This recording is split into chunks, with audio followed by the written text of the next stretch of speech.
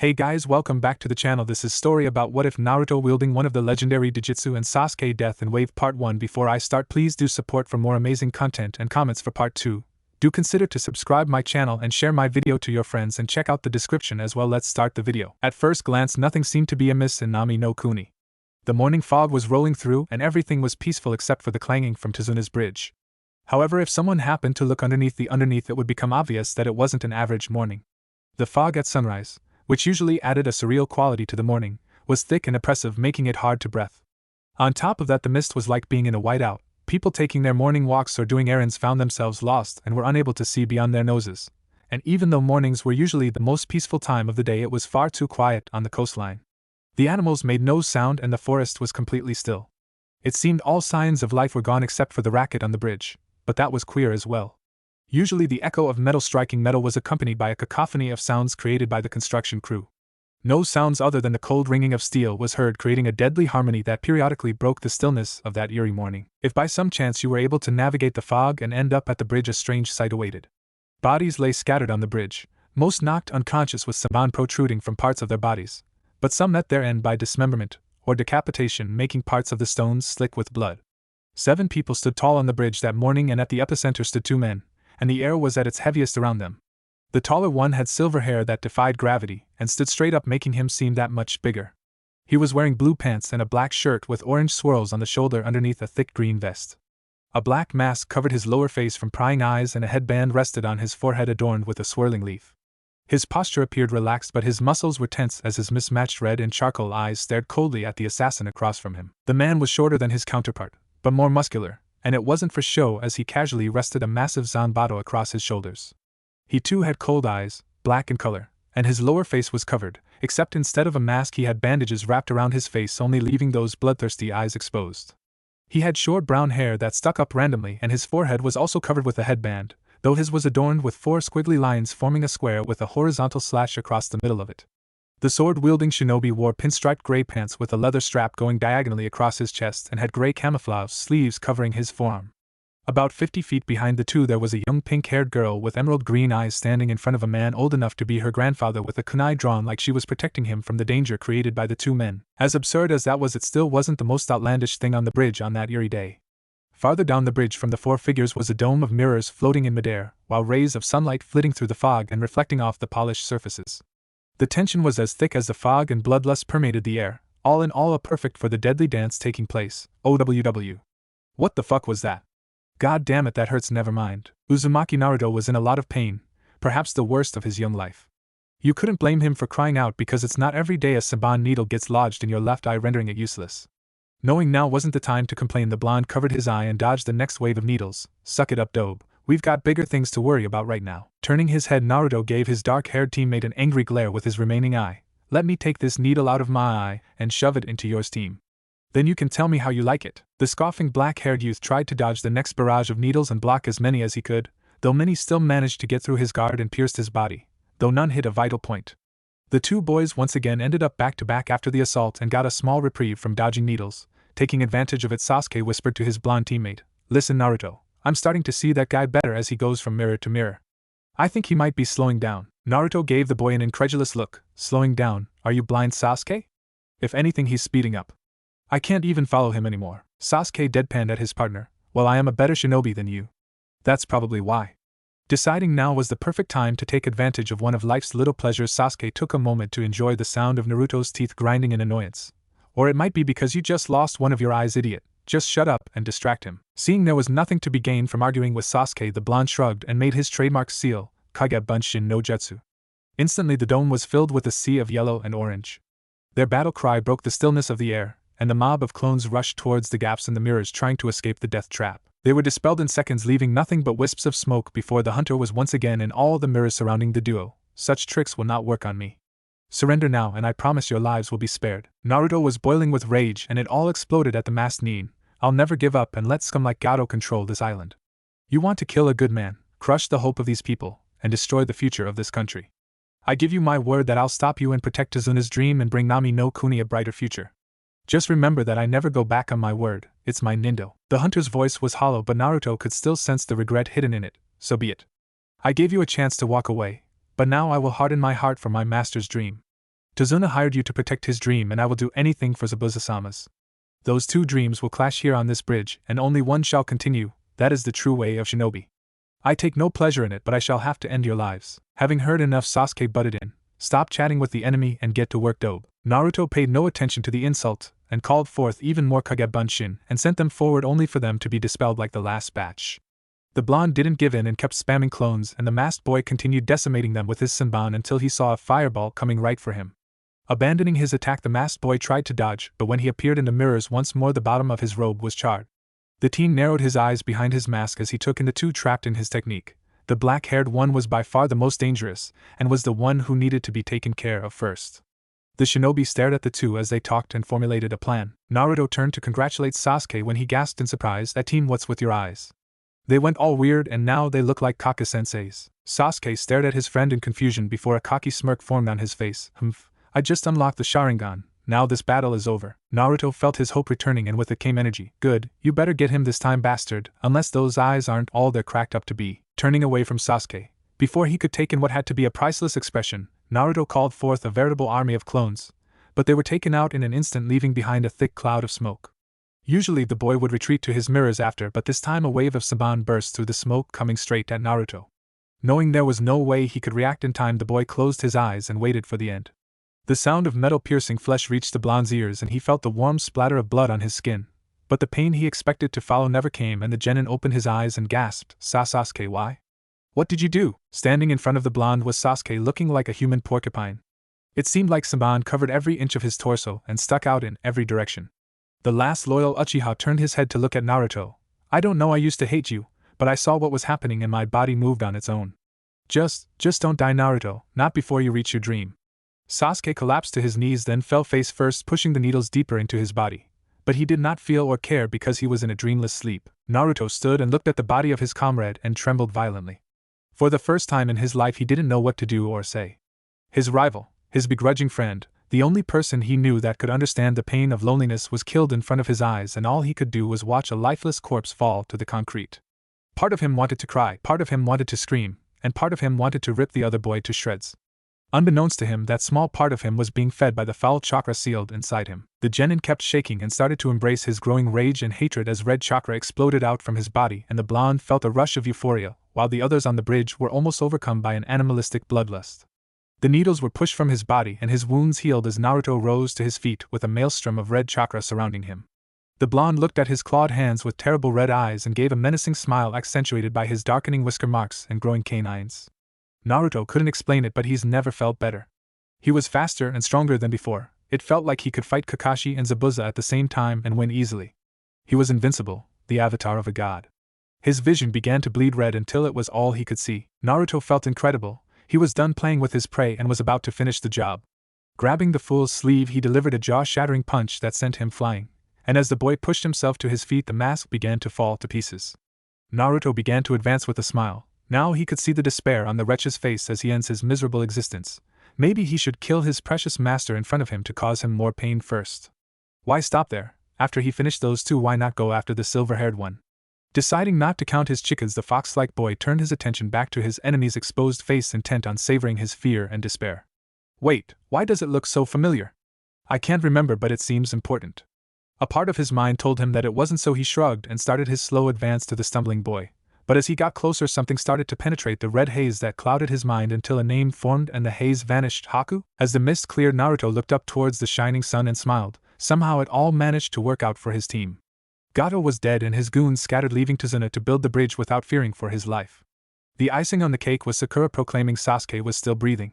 Naruto gave Haku's prone form a small smile. You couldn't harden your heart after all, Haku. Putting on a foxy grin, Naruto began to walk over to his team, only for his mood to drop as he got closer and saw the look in his teacher's visible eye. After 2 months on Team 7, Naruto was confident in his ability to read their sensei based on his eye, and the lack of a celebratory eye smile created a feeling of dread formed in the genin's stomach. There was no proud glint or mysterious twinkle in Kakashi's teasing his students with hidden knowledge. No, Kakashi's eye was a hard black, and his brow knitted with concern as he watched Sakura cradle Sasuke's body. He reached into his vest and pulled out a scroll before unrolling it. The jounin slid his thumb over the horizontal cut across his chest and wiped it down the length of the paper, creating a puff of smoke. When it cleared, a small bird was perched on Kakashi's shoulder with a blank scroll tied to its leg. The silver-haired man undid the knot, and unrolled the tiny scroll and wrote a short message in one of A and Bu's many codes before sealing it once more. He retied it to the bird's leg and sent it flying towards Konoha.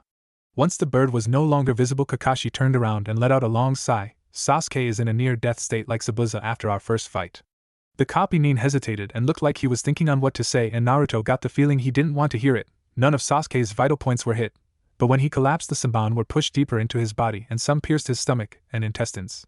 If it doesn't get treated quickly, Sasuke will get an infection and most likely die. Sakura stared at her sensei in disbelief. Then we're going back to Konoha, right sensei? Kakashi could only let out another sigh. Unfortunately, that would only make things worse, Sakura. Moving him too much will cause more fluids to leak out and worsen his condition, which is why I sent that message to Konoha requesting medics to come to our location. Now let's make a stretcher and carefully move Sasuke's back to Tsuna's. Naruto looked over his shoulder at the bodies of Zabuza and Haku as they lay next to one another. Sensei, after we make the stretcher, can I send some shadow clones back with you? I want to bury Zabuza and Haku. His sensei managed a small smile. Sure, Naruto, but first get some sturdy branches. I have some rope and canvas, so when you get back we'll make that stretcher. After Naruto returned from his impromptu burial, Kakashi set out claiming he had some loose ends to tie up. He returned a couple hours later, and Team 7 started playing the waiting game. Kakashi assured his two conscious students that it wouldn't take more than 2 days for Shinobi to arrive from Konohagakure, but it was the third day, and the sun was getting lower in the sky and everybody was worrying about Sasuke. Naruto tried to train, but his heart wasn't in it, and he was just going through the motions. What would motivate him if Sasuke? He was waiting for the day that the Uchiha would acknowledge him as an equal, but he was worrying that it might never come. Eventually he stopped his half-hearted attempts at training and was now trying to distract himself by playing solitaire at the dining room table. Kakashi took one of the chairs from the table and sat in the corner of the room with his nose buried in the infamous orange book. However, if someone paid close enough attention to the jounin, they would see that he hadn't turned a page in almost a half hour. Sakura was taking it the worst though. She didn't eat at all the first day and only ate the second because her blonde teammate threatened to force-feed her using his own mouth. She also barely slept, and even Naruto, who harbored a huge crush on her, would be hard-pressed to say she looked good. The only time she spent away from Sasuke was when it was her turn to guard the house in case any bandits came looking for revenge. A knock on the door broke everyone out of their melancholy, and before Naruto could even respond, Sakura was at the door with a hopeful look on her tired face. The portal opened and behind it were two men wearing the standard yellow medical Nin suit. One had blue hair and green eyes and the other had silver hair with glasses. Naruto arrived just in time to hear Kakashi say, "You're late, Yakushi-san." The silver-haired medic stopped fiddling with his pouch and looked up into Kakashi's lone eye. I never thought I'd hear that from the legendary Kakashi. Seeing his attempt at levity wasn't appreciated, he coughed into his hand. Right, well, all the scheduled boats didn't show up at port, so we had to make our own and row until we reached the bridge. But we're here now, so please show us to the patient. Kakashi turned to face his female student. Please show them to Sasuke's room, Sakura. The pinkette nodded her head and quickly led the two healers to her injured teammate before coming back downstairs to join the rest of her team, and they waited in silence for any news. Kakashi abruptly awoke when he heard footsteps coming down the stairs and looked to see Naruto and Sakura asleep on the couch cheek to cheek. He glanced outside to see the moon was out and the stars were shining bright before he looked back to the stairway to see the silver-haired medic coming down the stairs. Kakashi woke his students up while scrutinizing the man's face, trying to find out what happened, but all he got was a wave indicating they should follow and a blank face. If there was one thing medics were good at, it was poker, well, except Tsunade. Knowing there was nothing left to do but go upstairs and find out what happened, Kakashi led his students up the stairs. They arrived in Sasuke's room to see that he was still asleep, as well as the blue-haired medic, which was worrying to the jounin. He didn't think the procedure would be that difficult and extensive. Looking towards the silver-haired Nin, Kakashi bit the bullet. Well, Doc? The eldest Yakushi sighed and faced the gloomy team. If Tsunade-sama's policy of a medic Nin per team was implemented, a tragedy could have been averted. Even if we arrived early yesterday, the chances of his survival would have been slim. There was too much stomach acid leaking out. We used all our chakra and ate as many soldier pills as we could without damaging our networks.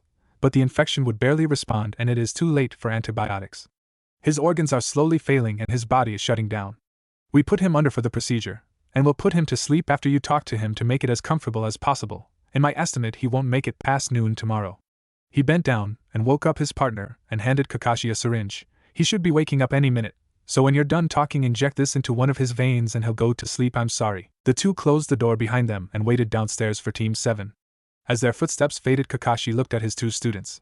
Naruto was staring at the floorboards, making it impossible to see his reaction, but Kakashi was an expert at reading body language, and he could tell the blonde was in the process of blaming himself.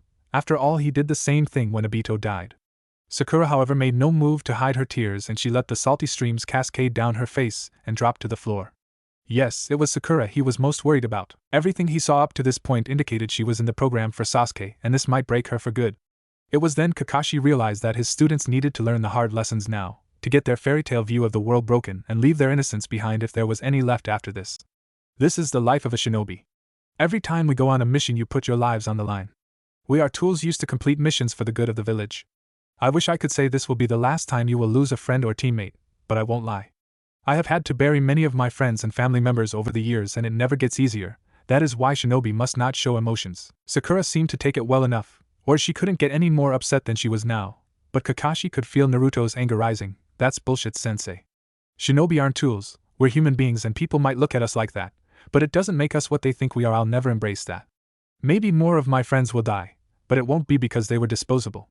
If that's the way the shinobi world is, then I'll change it. Kakashi was proud of Naruto's resolve and could only smile at his blonde student until he heard a weak groan. Ugh, shut up, dope. Sasuke didn't know what to say when he looked up at the other members of Team 7. He wasn't very good expressing himself before the massacre, and it only got worse after, and the painkillers weren't exactly helping his cause. Ever since the person he loved most in the world took everything away from him, Sasuke rejected the world at large and put all his effort and emotion into destroying that man. But these last 2 months were different. He found himself smiling and having fun for the first time since before the massacre. Sasuke woke up looking forward to the team meetings. Even though Kakashi would be late, Naruto would be Naruto, and Sakura would constantly pester him, and he didn't really mind it anymore even if he pretended to be annoyed. 3 of the strangest people he knew wormed their way into his icy heart, and became his new family. But he was going to lose this one too. The tear-streaked face of his fellow genin and the solemn face on his sensei made Sasuke uncomfortable, and he blurted out the first thing that came to mind. I know I'm dying. Sakura cried harder when he said that, and drops of blood pooled at Naruto's feet as they fell from his hands. Damn painkillers. I know that I won't make it past tomorrow, but I don't regret doing what I did. I wanted to protect all of you. If I didn't, I would be no different than him. The raven-haired genuine paused for several moments to regain his composure before continuing. I'm just glad that I can see you all before I go and say goodbye. I know that I'm not the nicest guy around and I can be very arrogant and inconsiderate. The raven-haired teen smirked at Naruto's snort, but he did not let it bait him. I've been alone for so long and kept the world at arm's length after my brother killed my family, but I couldn't keep you guys out no matter how hard I tried. You became important people to me, Kakashi-sensei. You tried to teach me important lessons as a ninja and a person, and even though I just ignored you, I still learned something. Thank you for guiding me forward despite me pushing backwards the whole time. Sasuke looked at his pink-haired teammate solemnly, and she managed to fight back the tears before he addressed her. Sakura, you're annoying, but in a good way. Like my younger cousins used to be, I just wanted to protect you. I'm sorry I couldn't care for you the way you did me, but you were still one of the most precious people in my life. The pinkette could no longer contain her tears and fell to her knees before clutching onto her dying teammate's sheets. The Uchiha tried to pat her back comfortingly, but it made the sobs harder, so he looked towards the blonde. Dobe Naruto, you were my rival, but more importantly you were my best friend. Sasuke paused and looked at the usually cheerful genin with tears pouring down the whisker marks on his cheeks. No, you were more than that. You were a brother to me, my real brother. You understood the pain of loneliness too. And even though we never talked when we were younger, I would feel better when I looked at you because I knew there was somebody else like me. You helped pull me from the darkness that was engulfing my heart and helped me see. Because of that, I want you to take my left sharingan and use it to replace your eye so I can help you see too. Sasuke weakly raised a hand to stall any of Naruto's protests. He knew the blonde would attempt to reject his offer and resolved to change his mind. The sharingan needed somebody to write a legacy that erased the evils committed by Itachi. I already talked to the medics, and they agreed to perform the procedure when you return to Konoha. So don't say you can't accept it. You were my brother Naruto, and I've got to protect you somehow. Please take my eye and use it to achieve your dream for both of us because I can no longer achieve mine. Become a great Hokage, Naruto. Open your eyes and find the path you need to walk, and since I always had better vision, I think my eye will help. Sasuke saw the tears and snot running down Naruto's face as he lifted it to look at the bearded shinobi. Thank you, Sasuke. I'll take your gift, and when I become Hokage I'll make sure the Uchiha clan is never forgotten and their names said with honor. Naruto looked at his brother in all but blood. It's not fair, Sasuke. You're helping me reach my dream and I'm doing nothing to help you. What's your dream, Sasuke?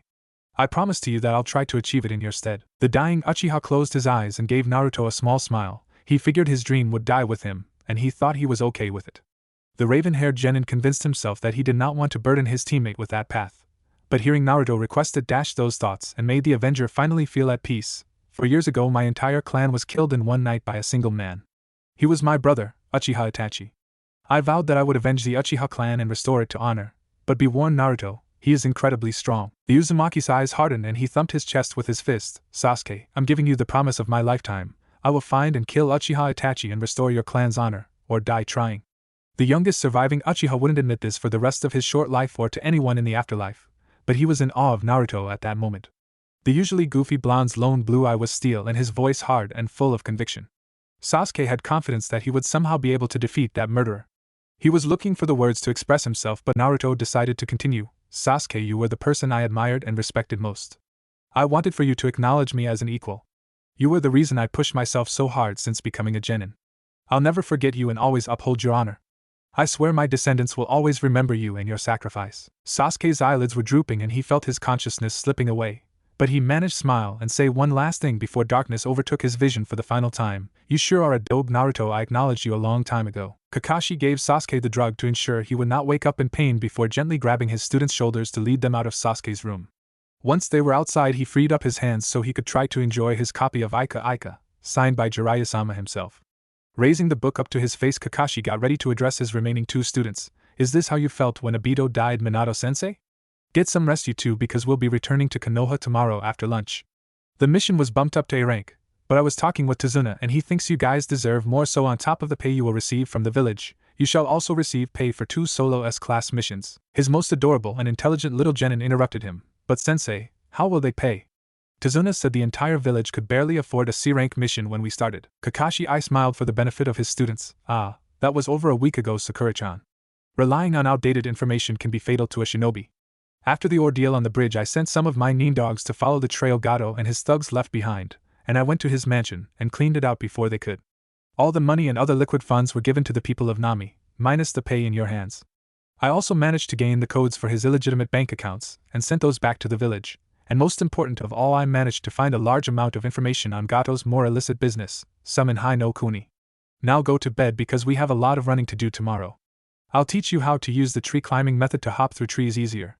Naruto and Sakura trudged to their room as Kakashi put his spare hand into his pouch to fiddle with the bell he used on the day Team 7 became his responsibility, and while he walked to his own room, Obito's eye shed tears for his fallen family from behind the Hittite. Team 7 stood at the bridge and waved farewell to the people of Nami no Kuni as they cheered in gratitude, but their smiles didn't reach their eyes and were for the benefit of the people as they were hurting on the inside because of Sasuke's death.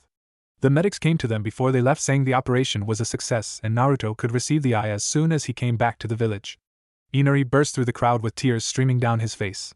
Make sure you come back and visit when I'm bigger. I want to hear all about your adventures, Naruto Naiken. Naruto looked at the young boy with watery eyes of his own. I will, as long as you grow up into someone that protects his precious people instead of a whiny brat. Naruto didn't wait for Inari's answer and turned around to catch up with the retreating forms of his teammates. Naruto felt bad, but he was lying to Inari because none of the members of Team 7 would return to this tragic place. Kakashi hated this feeling, and it seemed he experienced it all too often. Losing a comrade, even one that not well known, was a terrible thing to experience. The pain of losing a treasured student was only magnified by the guilt of failing as a sensei, and to top it all off, he let the last of Obito's kin die despite receiving his friend's sharingan to protect his comrades. Kakashi looked back at his students with a regretful eye, focusing on the sullen face of Naruto, and the scarecrow made a silent vow right then to protect the legacy of his sensei and prepare him for the challenges ahead.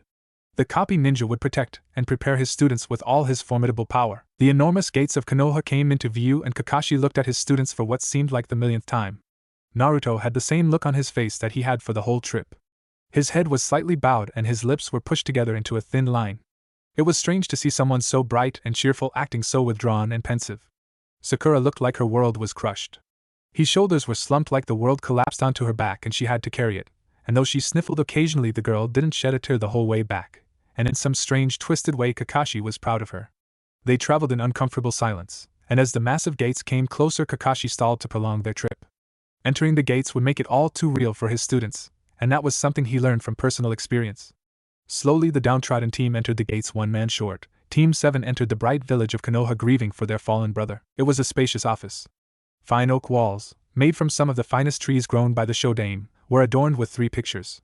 2 were of his sensei and predecessors, and 1 was of his short-lived successor. There used to be a picture of a younger Sarutobi up there too, but he had it taken down shortly after retaking the office. Looking at that picture made the Hokage feel his age. He almost removed the picture of the Yondaime as well because looking at it made the Sandaime wish he sacrificed himself for the ceiling. Minato was one of the most talented shinobi that he had the privilege of seeing. His will of fire was slowly stoked into an inferno, and like too many great men it was snuffed out before its time. The man hadn't reached his peak, but his name was already whispered in the same sentence as legends like Hashirama and Madara, two of the strongest shinobi to ever exist. The noble man sacrificed his life and his son's future to save the village from the Kyuubi's wrath, and gazing upon the very boy that helped his father save the village, the Sandaime Hokage felt the burden of his lofty position, though he could never show it. Puffing on his pipe, Sarutobi Hiruzen allowed himself a moment of weakness and yearned to pass the title to another before crushing that thought as he exhaled smoke and took in the remnants of Team 7, another tragedy that should have been avoided. Kakashi, please explain your reason for continuing the mission after discovering the client lied about the difficulty. The legendary Jounin flinched at his leader's sharp gaze before answering. Tazuna was a good man trying to save an entire country from a bleak future, Hokage-sama. Wasn't it your own sensei who said, to abandon your duty is not courageous and below courage there is nothing? Hiruzen acknowledged the point with a nod. I would expect no less from a student of the Sandaime Hokage, but it seems you forgot your real duty, Kakashi. You had green genin who had never seen real combat before. The purpose of C-rank missions is to gradually introduce live combat to genin starting at the level of common thieves. It was not responsible to baptize them in blood. The real duty you should have been paying attention to was your duty as a sensei, to guide and protect the students. The Sandaime felt like he was kicking a depressed puppy, though he knew that Kakashi needed to hear it. The Jounin appeared to deflate at the rebuke, but it seemed like the man gathered himself quickly. I knew that a Jounin would be coming after the first failed attempt, but I am confident in my ability to protect my students. They are strong and their teamwork was solid. It was Naruto and Sasuke's combined effort that allowed me to defeat Zabuza the first time. Also, Sasuke did not die in combat, but I do not blame the medics. After Gato's death, his shipping company fell apart, and no boats left or enter Nami no Kuni, so they were delayed and had to build a raft. He was another victim of circumstance. Puffing on his pipe once more, Sandaime took another good look at Team 7. Naruto was a fighter to his core. It may take time, but the boy would bounce back eventually. He had been doing it all his life. Sarutobi would smoke poison ivy if this did not drive the boy to get stronger. Sakura was trying her best to suppress her emotions like the shinobi code commanded, but he was the legendary professor, the Hokage of Konohagakure. No genin was able to conceal their emotions from his piercing gaze, not even young Naruto, though the boy still thought he could. Hiruzen could see the sadness rolling off her slender frame, and it made his heart ache. No child should have to feel pain like that. After contemplating his options, the Sandaime decided, Team 7 will have 2 weeks of paid leave, and then another 2 of rehabilitation duty, which will consist of a smaller pension supplemented by D-rank missions performed by the 3-man squad. During the month I will look for a suitable replacement to add to your squad. Dismissed. Sakura was never more relieved to leave the Hokage's office. She felt the grief rising even as she followed her sensei, and the pinkette tried to crush it, reminding herself for the 100th time in the last 10 minutes that shinobi have no emotions. No matter how hard she tried, the hidden feelings were simmering in her chest, and Sakura didn't know how much longer she could contain it. Her sensei called for a stop, and Sakura complied, trying to forget anything about Uchiha Sasuke for just 1 second. Their sensei put away his dirty orange book and faced his 2 students. Sasuke's funeral is in 1 week, so I'll give you guys the week off. You may train on your own or seek me out for advice if you want, but the day after the funeral I want you both to meet me at Training Ground 5 at 9 a.m. Dismissed. Hearing about Sasuke's funeral was too much, and Sakura left hurriedly when he was finished talking. The slow simmering turned into a full-blown boil, and Sakura couldn't keep her sadness contained. She needed to get home now. The pinkette took off running, and as she turned the corner she ran right into her sensei, though he didn't seem too fazed by it. He flipped his book closed and kneeled down so he was eye level with the girl and put a comforting hand on her shoulder. I remember the first day we met, Sakura. You didn't voice your dream, but from the way you looked at Sasuke it became quite apparent what it was. I know that you had a crush on him, and that's fine. I'm glad you have enough normality in your life to have a crush.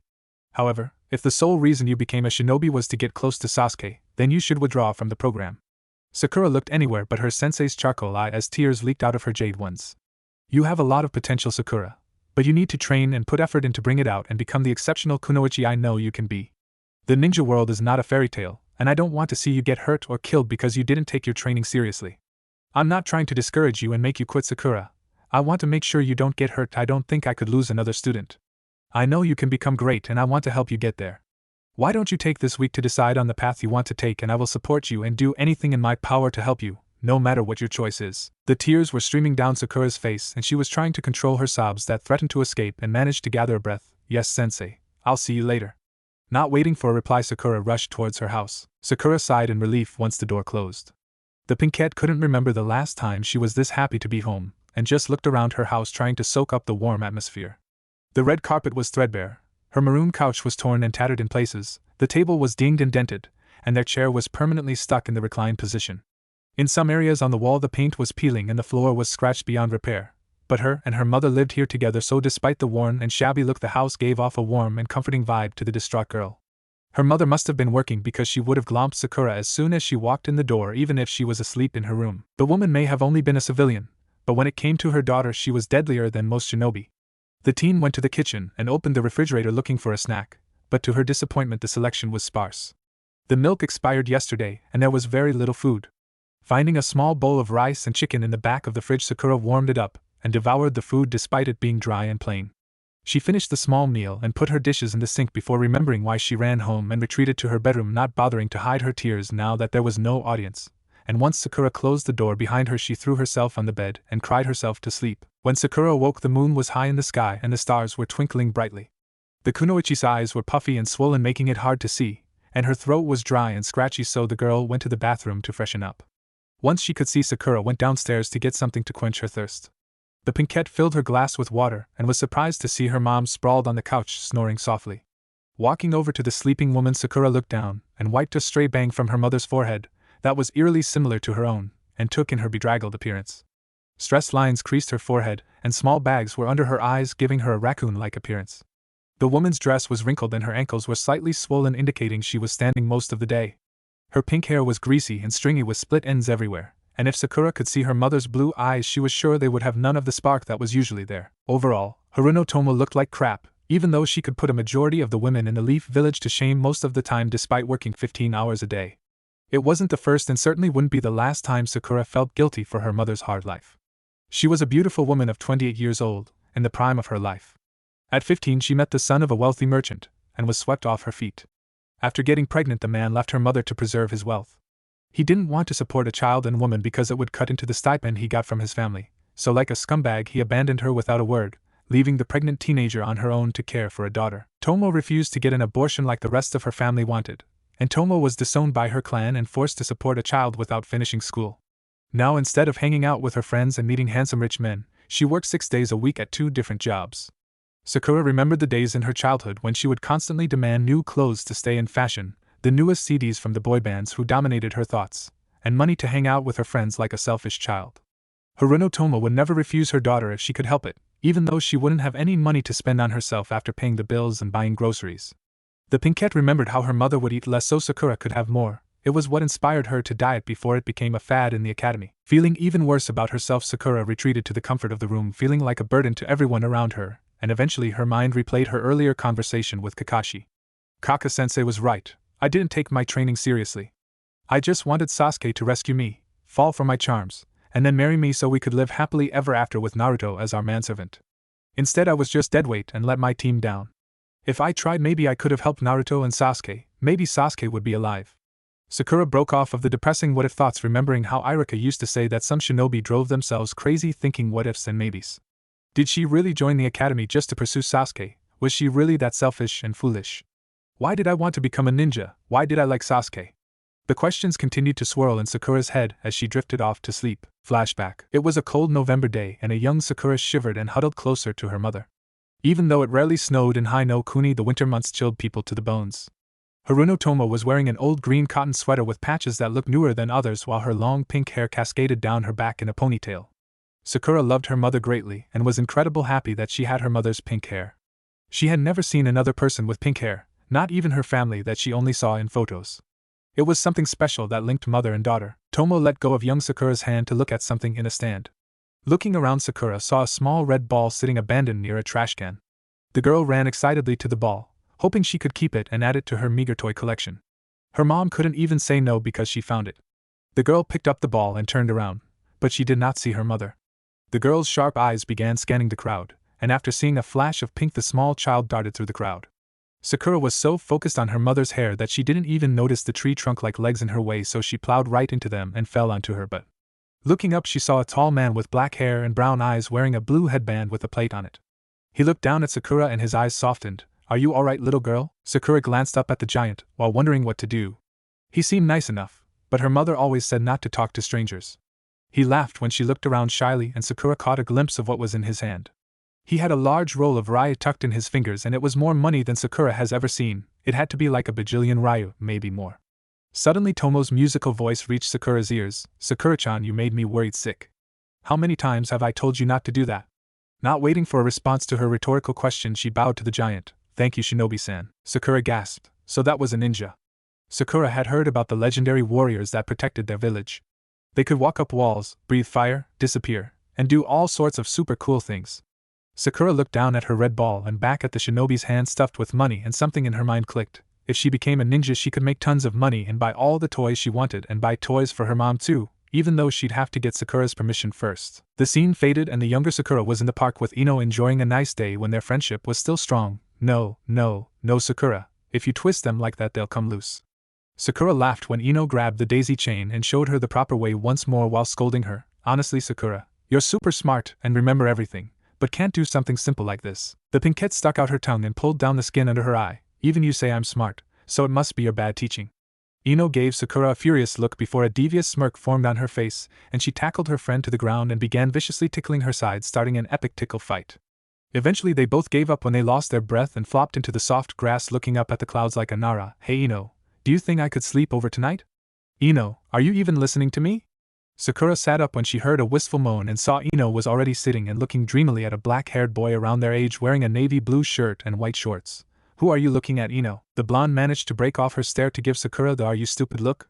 That's Uchiha Sasuke. He's the youngest son of the Uchiha clan head, and the cutest boy in the village. People also say he's a genius and will be the strongest ninja from our generation. He's pretty much the prince of Konoha, and when I marry him I'll be the princess. Ino gave another sigh and her eyes glazed over as she went back into her dreamland, leaving Sakura to ponder. If Sasuke was in a famous clan and the prince of Konoha, and she was his girlfriend, the princess of Konoha, she can take care of mom. Sakura vowed to make Sasuke hers and hoped Ino wouldn't be too mad at her after. Dream sequence end. Sakura once again woke with a start, except this time the sun was shining, and when she looked at the clock it read 11 a.m. The pinkette groaned and shoved her head under her pillow as her weird dreams came back to her, and it looks like she was a gold digger. She was chasing after the dreamboat of Konoha for his money, although somewhere along the way she lost sight of that, and just pursued Sasuke because Sakura really couldn't think of a reason, probably because she wanted to fit in and every girl was doing it at that point. The pinkette pushed those thoughts aside and decided it was time to stop dwelling on the past, start living in the present, and look towards the future. She was hit by a strange urge and grabbed an elastic before putting her hair in a ponytail with the band at the nape of her neck, and taking out one of her rarely used kunai, Sakura sliced it off just above the elastic and held her locks of hair proudly in front of her as she stared hard at her reflection in the mirror, ready to change it. I promise on my hair that I'll turn over a new leaf and become a proud kunoichi so I can give my mom a better life like she deserves. As the small rush of adrenaline died down, Sakura couldn't help but laugh. Ha, I sounded like Naruto there. Sakura threw her hair in the trash and stared at herself with confidence. She found her resolve. Naruto shivered as he walked towards the hospital in the early morning, and a cold breeze blew through the streets.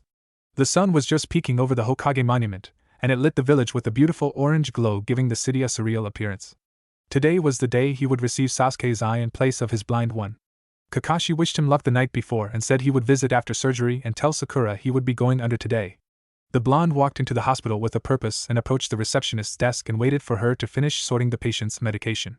She was a mousy-looking woman with brown hair pulled back into a bun and dull brown eyes, wearing the standard nurse's uniform. Finishing her task, she looked up and blinked owlishly at Naruto. Can I help you? Yes, I have an appointment to see Yakushi-sensei. The woman nodded and began typing and looking at the computer screen, and without looking up said, Name please. Naruto sat there with a gaping mouth, surprised someone in Konoha didn't know who he was on site, and found he actually liked the anonymity. Naruto gave the woman one of his best foxy grins and lit up the dim room. The name's Uzumaki Naruto Nei-chan. The nurse smiled at his enthusiasm. Well, Naruto-kun, it appears you have an appointment for 6:45. Go to the elevator and get off at the 7th floor and walk straight out. The waiting room is the last door on the left. Naruto's grin never faded and he bounded towards the elevator while shouting over his shoulder, Thanks, Nei-chan. The woman could only stare incredulously at the spot where Naruto just stood and let out a giggle many men would find cute despite her plain appearance. What an adorable kid, so full of energy. Naruto rode the elevator to the 7th floor and headed towards the waiting room before dropping into a chair and losing himself in thought, definitely not brooding. Here we go, Sasuke. I hope you're watching over me up there so nothing goes wrong. I wonder what the villagers will say when they find out the demon has the sharingan. Shit, when everybody finds out Sasuke died on our mission they'll just blame me. I'm gonna have to work twice as hard now. Naruto was so deep in thought he never noticed when a pretty red-headed nurse opened the door and tapped him on the shoulder, causing him to jump animatedly. Gah, oh sorry, you scared me. The nurse giggled and Naruto took the time to check her out. She was only half a foot taller than him, and very beautiful. Red hair cascaded down her back, stopping just below her shoulder blades. It was curly like the pretty sensei of Team 8, and it framed her slender face perfectly. She had almond-shaped green eyes with puffy lips and a small button nose, and despite her stature she was very curvaceous, matching the proportions of his sexy jutsu perfectly. She held the chart under her bust before leaning forward slightly, and Naruto tried to keep his eyes up. "Hello Uzumaki-san, my name is Aiko and we need to prep you for surgery, so please follow me." Naruto stripped down and changed into the hospital gown they provided, then laid on the bed and allowed Aiko to put the IV into his arm before leaving. Now the genin was waiting for the doctor anxiously as he fiddled with the ties on his gown. Naruto was nervous as he sat there. This wasn't something he could face head-on and get by on guts. He had no control over what happened, and that scared the boy. Suddenly the door creaked open and the doctor stepped in, followed by a teen several years older than Naruto, and the blonde swallowed his fear, preparing to get it over with. Both had the same silver hair and glasses, but the similarities ended there. The man's face was rounder, and he had a friendly smile with cheery reddish-brown eyes. The boy's face was more sharp and angular, and though he too had a smile, it didn't quite reach his charcoal eyes or match the warmth of the elders. The man stopped at the foot of Naruto's bed and grabbed the clipboard hanging there before scanning it. "Hello Naruto-kun, it's good to see you again. In case you didn't remember, my name is Yakushi Endo and this is my adopted son Kabuto, who is here to observe if that's okay with you." Naruto fought down the pang of jealousy after hearing the boy was adopted and nodded. The silver-haired boy gave a slight bow. "Thank you for allowing me to observe Uzumaki-san." Naruto sheepishly scratched the back of his head, embarrassed that he hated the boy right after meeting him. No, just Naruto is fine, Kabuto." Kabuto gave him a smile and pushed his glasses up his nose, causing light to glint off of them. "Alright then Naruto-kun, let's get started. I'll explain the procedure while I sedate you." The boy injected a syringe into his arm, causing him to go numb before injecting something in the IV, making Naruto feel loopy almost immediately. "My father will slow down the communications between you neurons and eyeball with a seal and then disconnect the eyeball from the nerve endings in the socket when they are done." Kabuto's voice was beginning to fade as Naruto looked at the bright fluorescent lights. After that he will stimulate the nerve endings, keeping them active while stimulating the receptors of the donor eye. When both are firing at similar rates, he will insert the eye into the socket and encourage your neurons and the receptors to bond. The seal will begin weakening about 6 hours after surgery, after the eyeball and nerves have a good connection, and fade completely 6 to 8 days after the surgery once the connections are stable. The last thing Naruto saw was Kabuto leaning over him with a reassuring smile as he strapped a face mask over Naruto's mouth. But the blonde still felt his confidence fading. Count backwards from 100 with deep breaths between every number. Naruto could barely hear anything Kabuto said as blackness began overtaking his vision, but Uzumaki Naruto never gave up. 100, 99, 98, 97, 96, 90. The sun shone into Naruto's eye when he opened it, causing him to shut it once more and groan.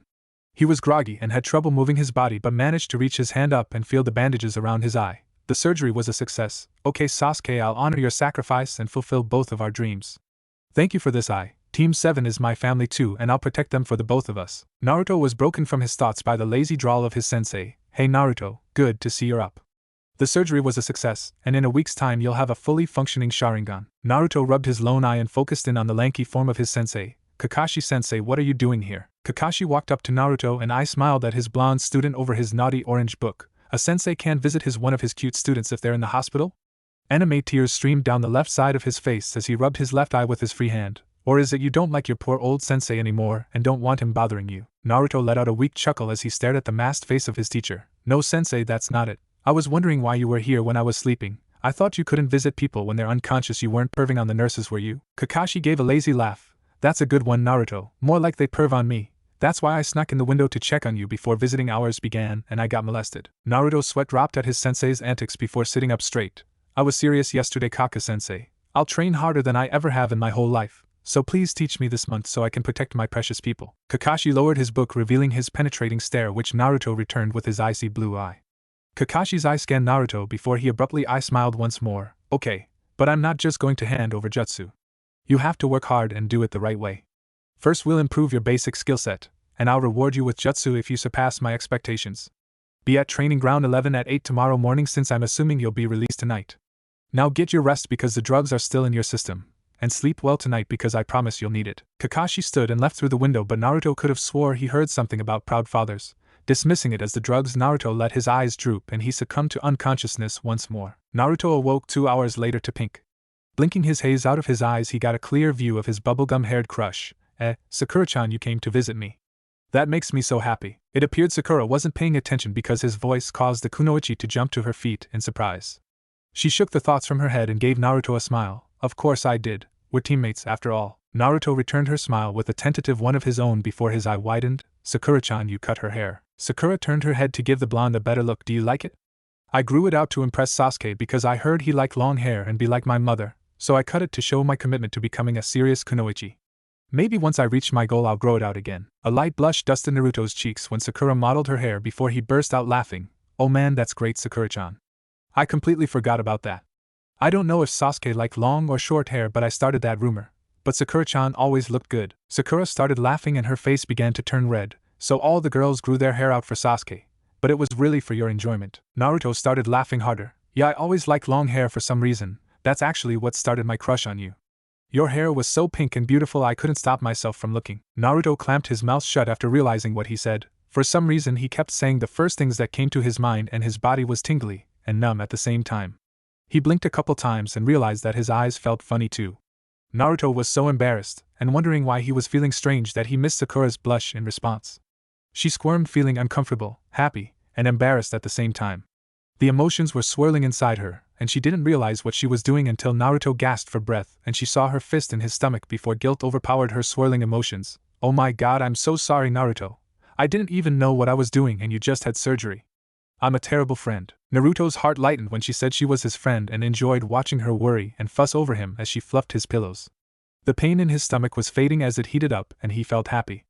I remember one time after me and team sparred I asked him why he didn't date any of the girls after him, and he said it was because the girls were all frivolous children that spent more time on their hair than becoming a competent kunoichi. Glad that the subject changed, Sakura filled up Naruto's glass and sat in the chair by his bed and smiled sadly. That sounds like something Sasuke would say.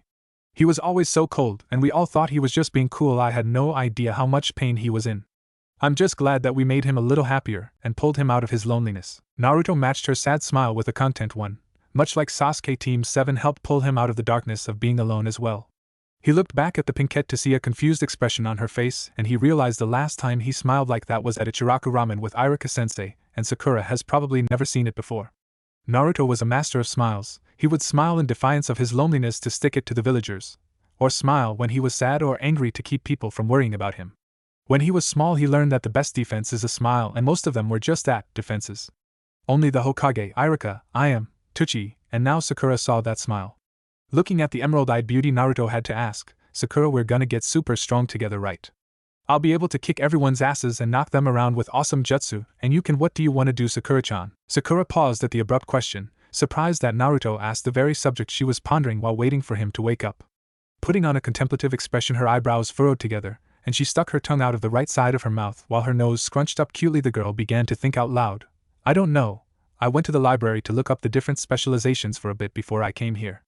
I don't have enough natural chakra or stamina to be a ninjutsu or taijutsu master. I'd have to pick something like assassination, genjutsu, interrogation, medicine, or recon. I don't want to work assassinations or interrogate people, and I don't have the natural skills that most shinobi have when they go into recon. I've really been debating between genjutsu and medical jutsu. I think genjutsu is a useful skill, but specialists are rare because it's really complicated and doesn't leave a lot of time to improve in other areas, so most remain chunin. The one that keeps popping up is medicine though. If I took my training seriously and joined the medical program, then I might have been able to save Sasuke and Nami, and I never want to be helpless like that again, so I'm going to be a medical ninja to take care of my team and friends. Sakura was surprised. She had no idea what she wanted to do, then blurted out she was going to be a medical ninja. Where was all this confidence coming from? Just 5 minutes ago she was sure she was a pathetic kunoichi, too weak and far behind with a minute chakra supply and no real techniques.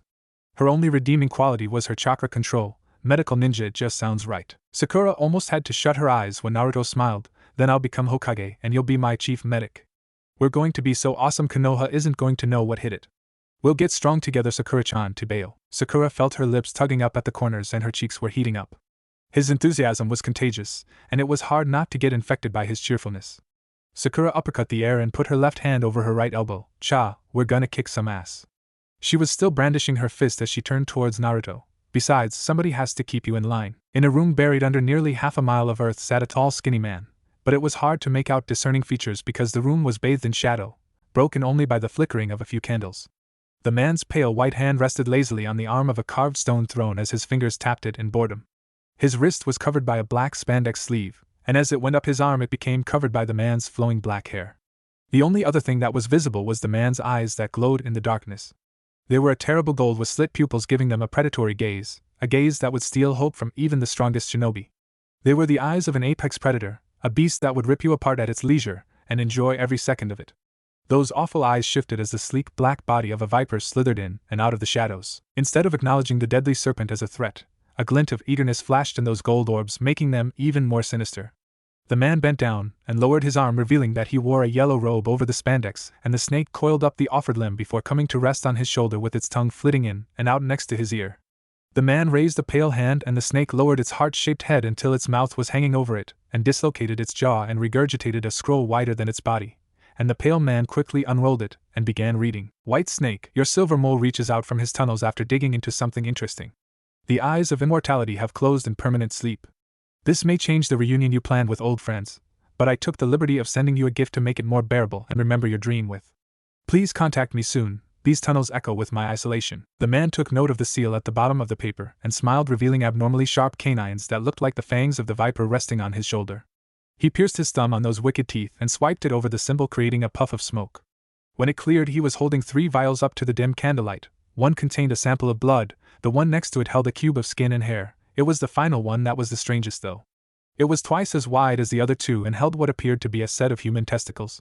The man smiled ominously, revealing his deadly teeth once more, and scribbled something onto the scroll before resealing it and allowing the snake to swallow it.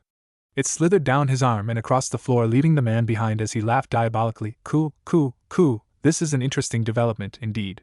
I may have to adjust my plans and postpone some actions, but I will wait and play my cards at exactly the right moment.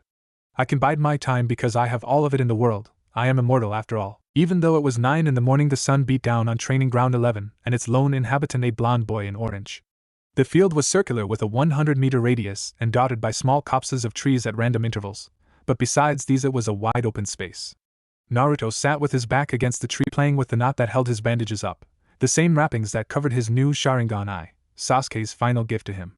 The genin was discharged from the hospital around 4 yesterday afternoon and promptly fell asleep as soon as he got back to his apartment.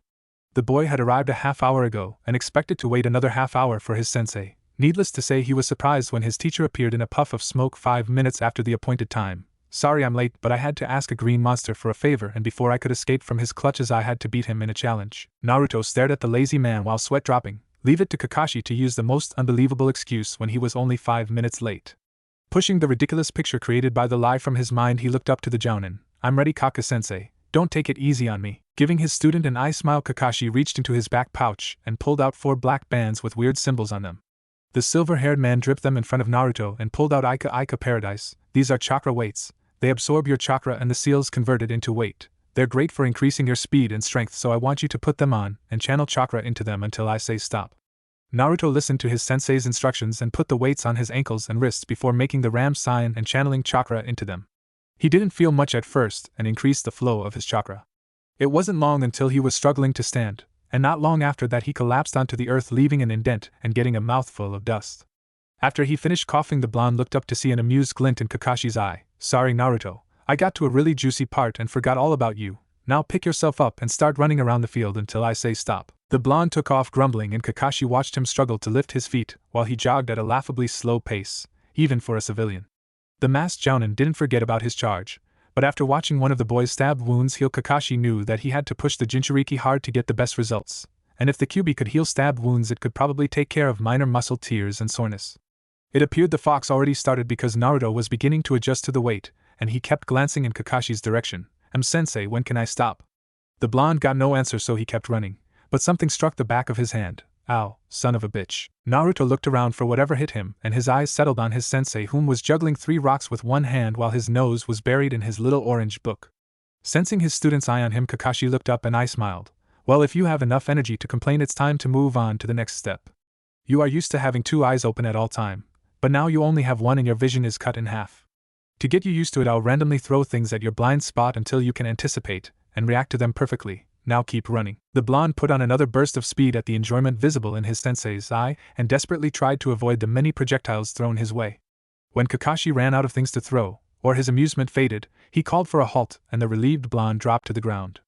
Naruto had gotten used to his weights at the end of the 2-hour dodging session and was able to avoid some projectiles, but he still managed to get hit by more pebbles, a 2-foot-long fish, pine cones, a tree stump, pies, rotten vegetables, random cooking utensils, several spoons, and even a disgusting sink caked with mildew.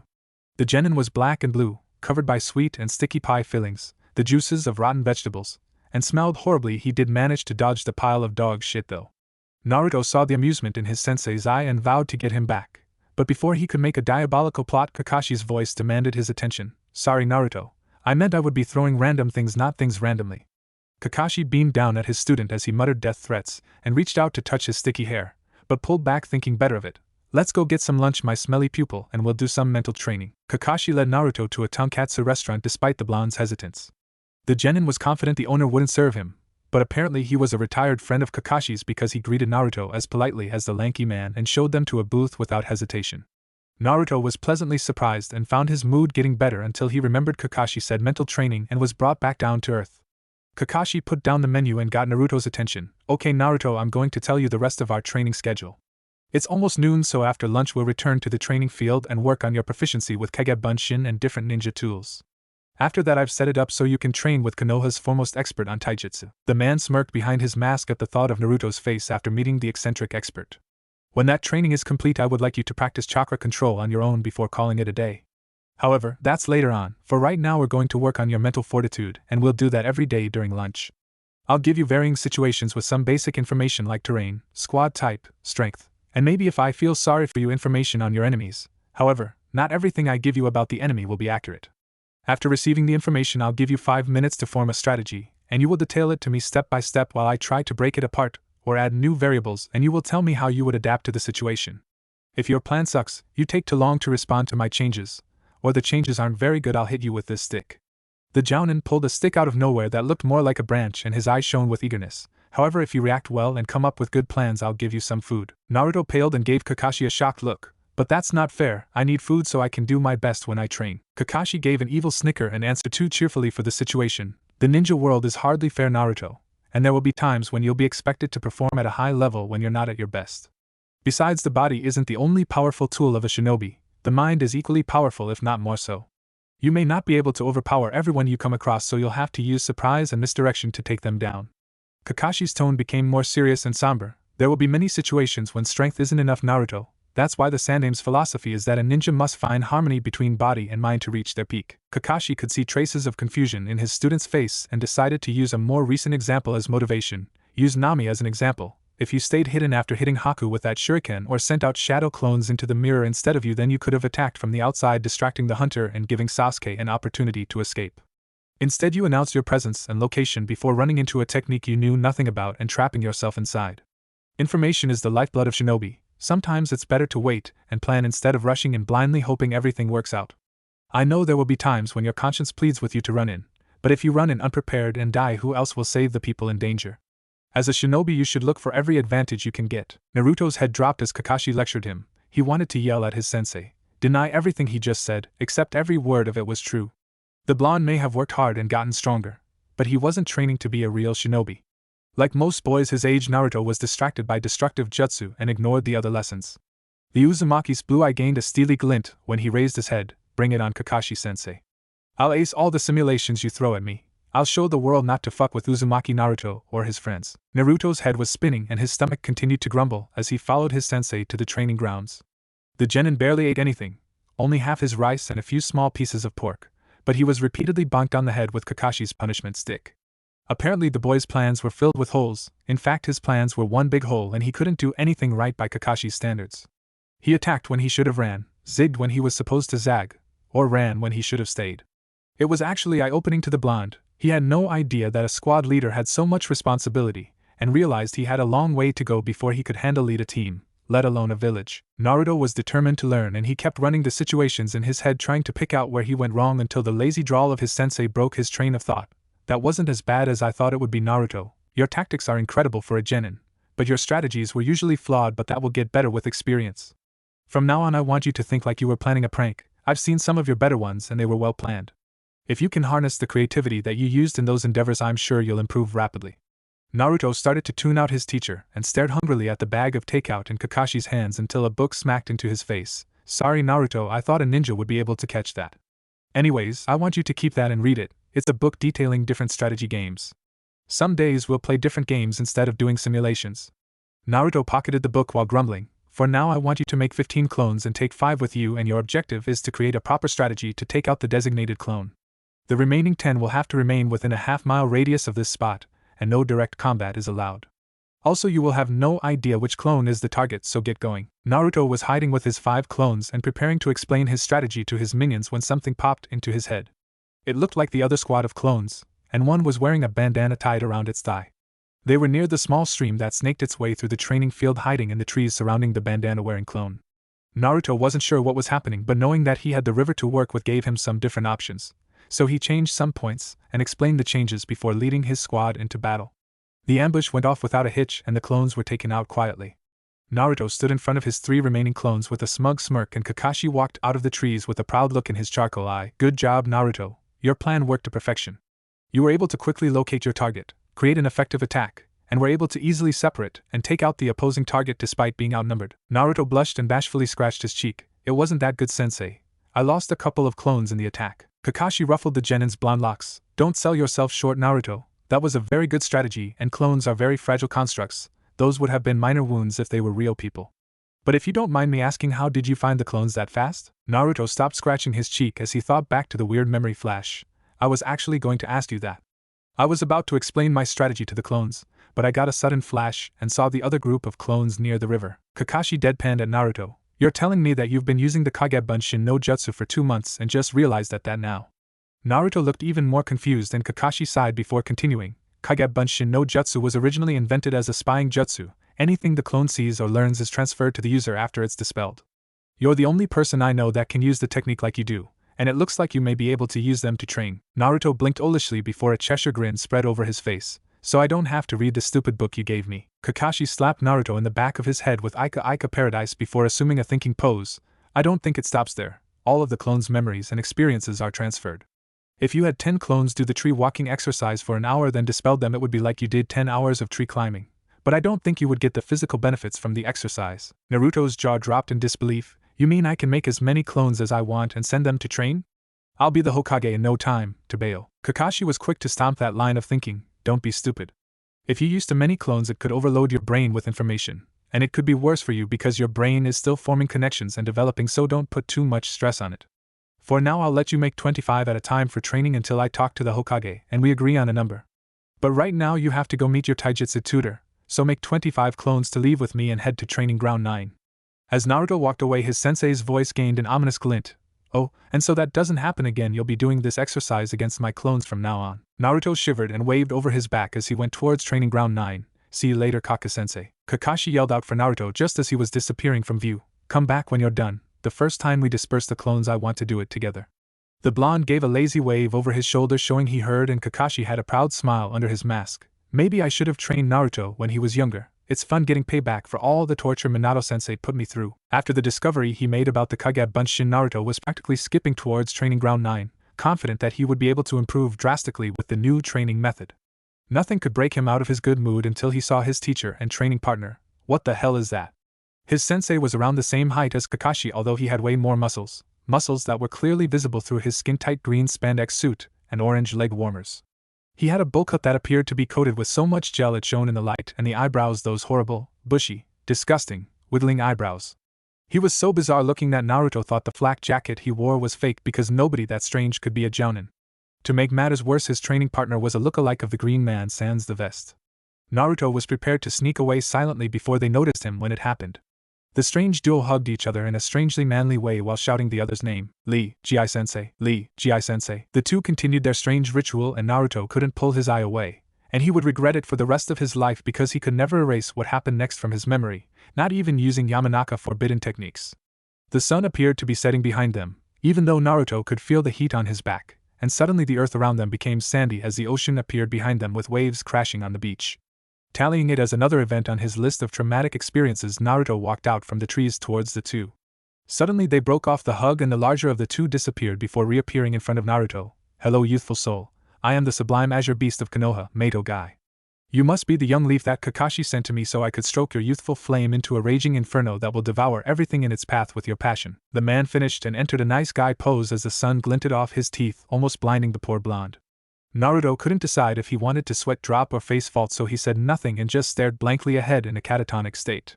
This only seemed to set Guy off more though. Truly you radiate the same hypness that my eternal rival Kakashi possesses. but my sublime teachings will break through that hip barrier and increase your flames of youth, though they must already be substantial because I wasn't expecting you for another 2 hours. Well, if you're ready, then the flames of youth wait for no man. I always say, you can join us on our post-mid-afternoon pre-dinner workout that we do before we begin our afternoon taijutsu. Naruto's brain kick-started itself somewhere in Guy's sermon of youth. Yeah, whatever you say, super bushy brows. Kakashi-sensei sent me and said I needed to work on my physical abilities and taijutsu. Guy rubbed his thumb under his nose and gave a cocky smile. I see my eternal rival recognizes my prowess in those areas is above his and trusts me to guide his pupil magnificently. The Azure Beast gave Naruto another once-over. I see you are wearing weights. That is most excellent indeed. You are ready to join me and my youthful pupil in our quest to increase our flaming passion with youthful exercise. Lee, come meet your newest comrade who is also in the springtime of his youth. He has come to me upon learning my magnificence in the marvelous art of taijutsu. Faster than Naruto could blink, the mini-me was standing in front of him with an eager grin on his face. Hello, my name is Rock Lee, the beautiful crimson beast of Konoha, and it is a pleasure to have a brother pupil under Guy-sensei's youthful guidance. Manly tears began to stream down Lee's face. Guy-sensei, your flames of youth helped ignite. How rude of me. I never learned your name. For that I will do 1,000 push-ups, and if I cannot do that I'll clean all the garbage up in the streets of Konoha, and if I cannot do that I'll climb up the Hokage monument with both hands and 1 foot tied behind my back. Lee would have continued, but Guy's raised hand stopped him. Lee, you are in the springtime of your youth, and sometimes the youthful flames ignite and consume you in a fiery passion. Since I failed in my duty as a sensei, I too shall punish myself. I will run to the border of Kaze no Kuni and back on my hands. If I cannot do that I will. Stop it!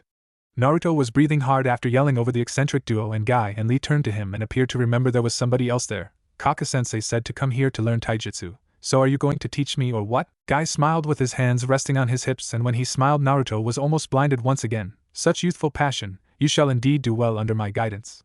Yes, I shall help your taijutsu reach its peak and your youthful flames will explode. Ha ha ha ha. Naruto could only sweat drop at the man as he continued laughing, as he wondered if all jounin were this crazy, and if the jounin were bats hit crazy, how nuts was the old man, who was the strongest ninja in the village.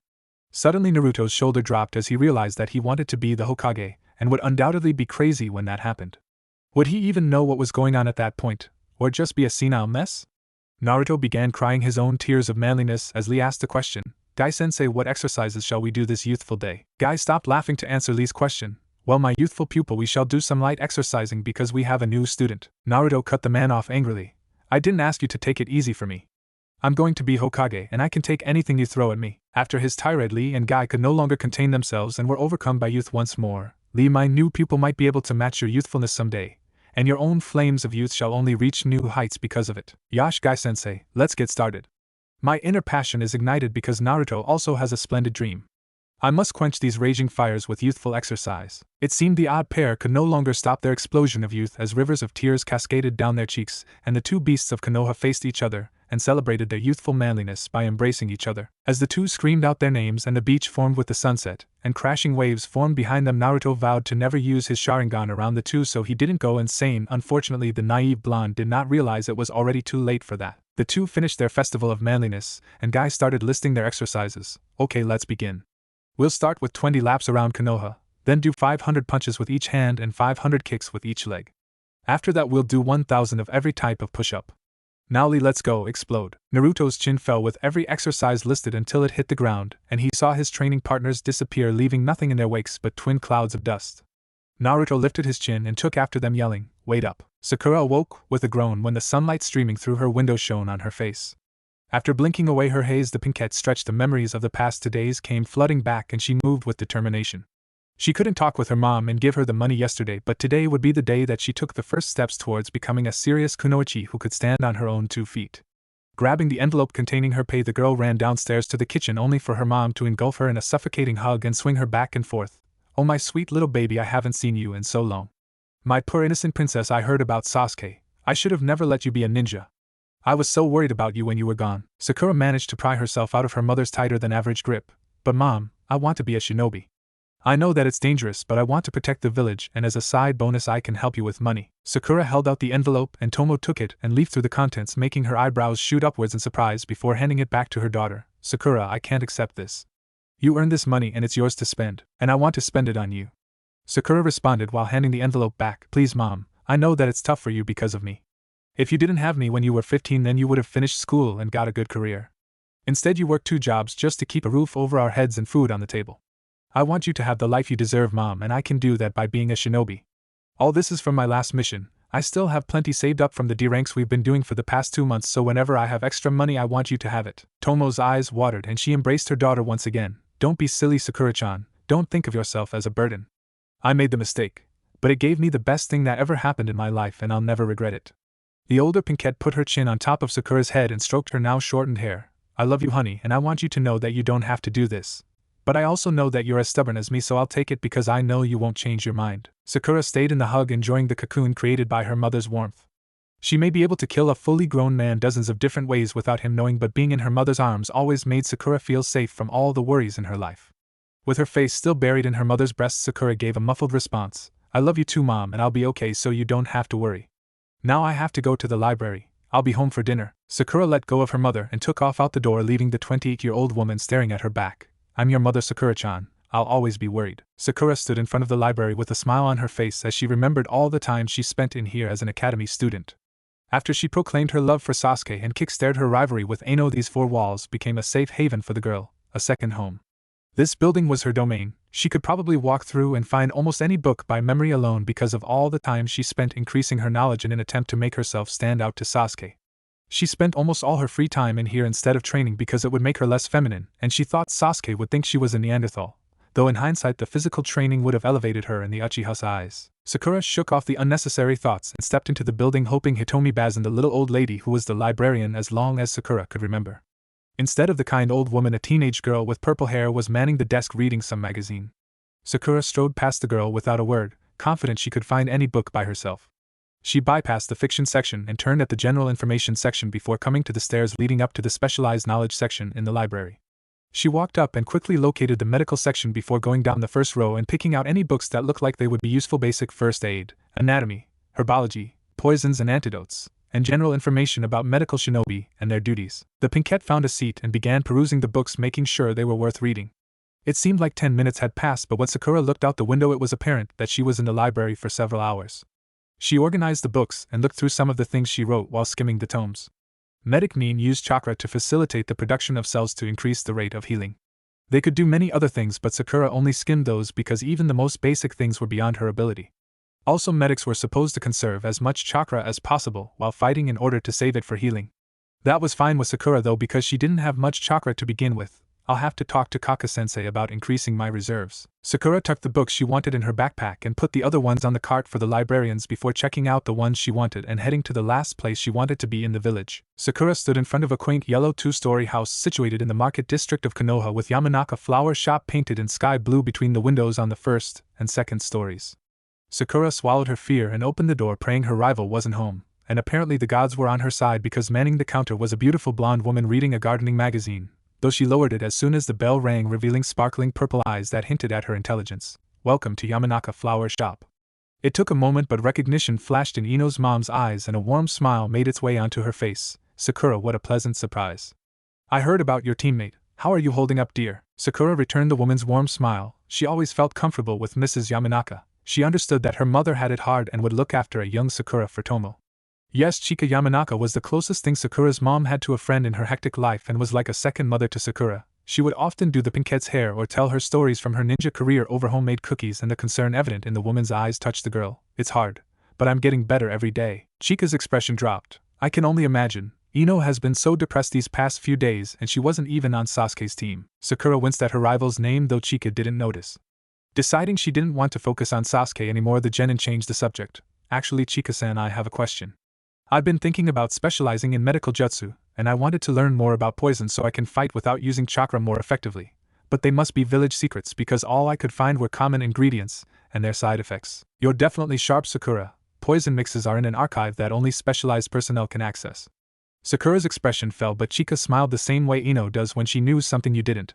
Lucky for you, I'm one of the best apothecaries in Konoha.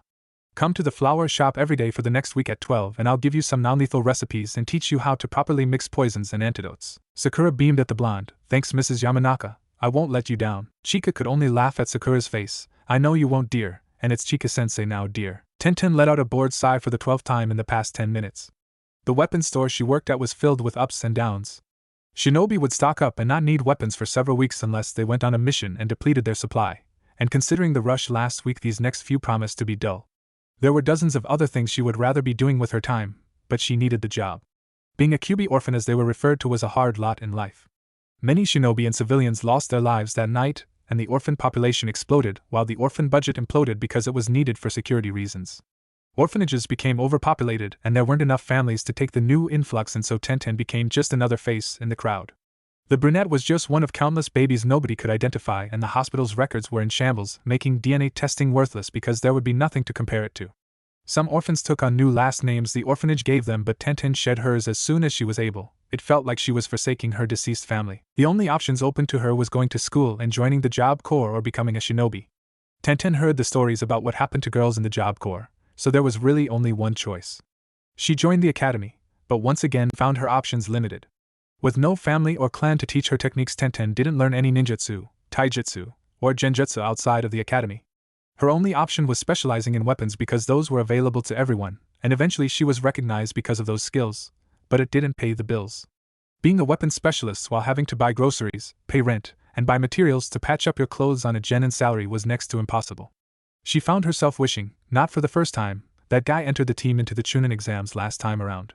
If she was promoted, money would be less of an issue, and as a Chunin she would have access to more ninjutsu, allowing her to branch out from weapons.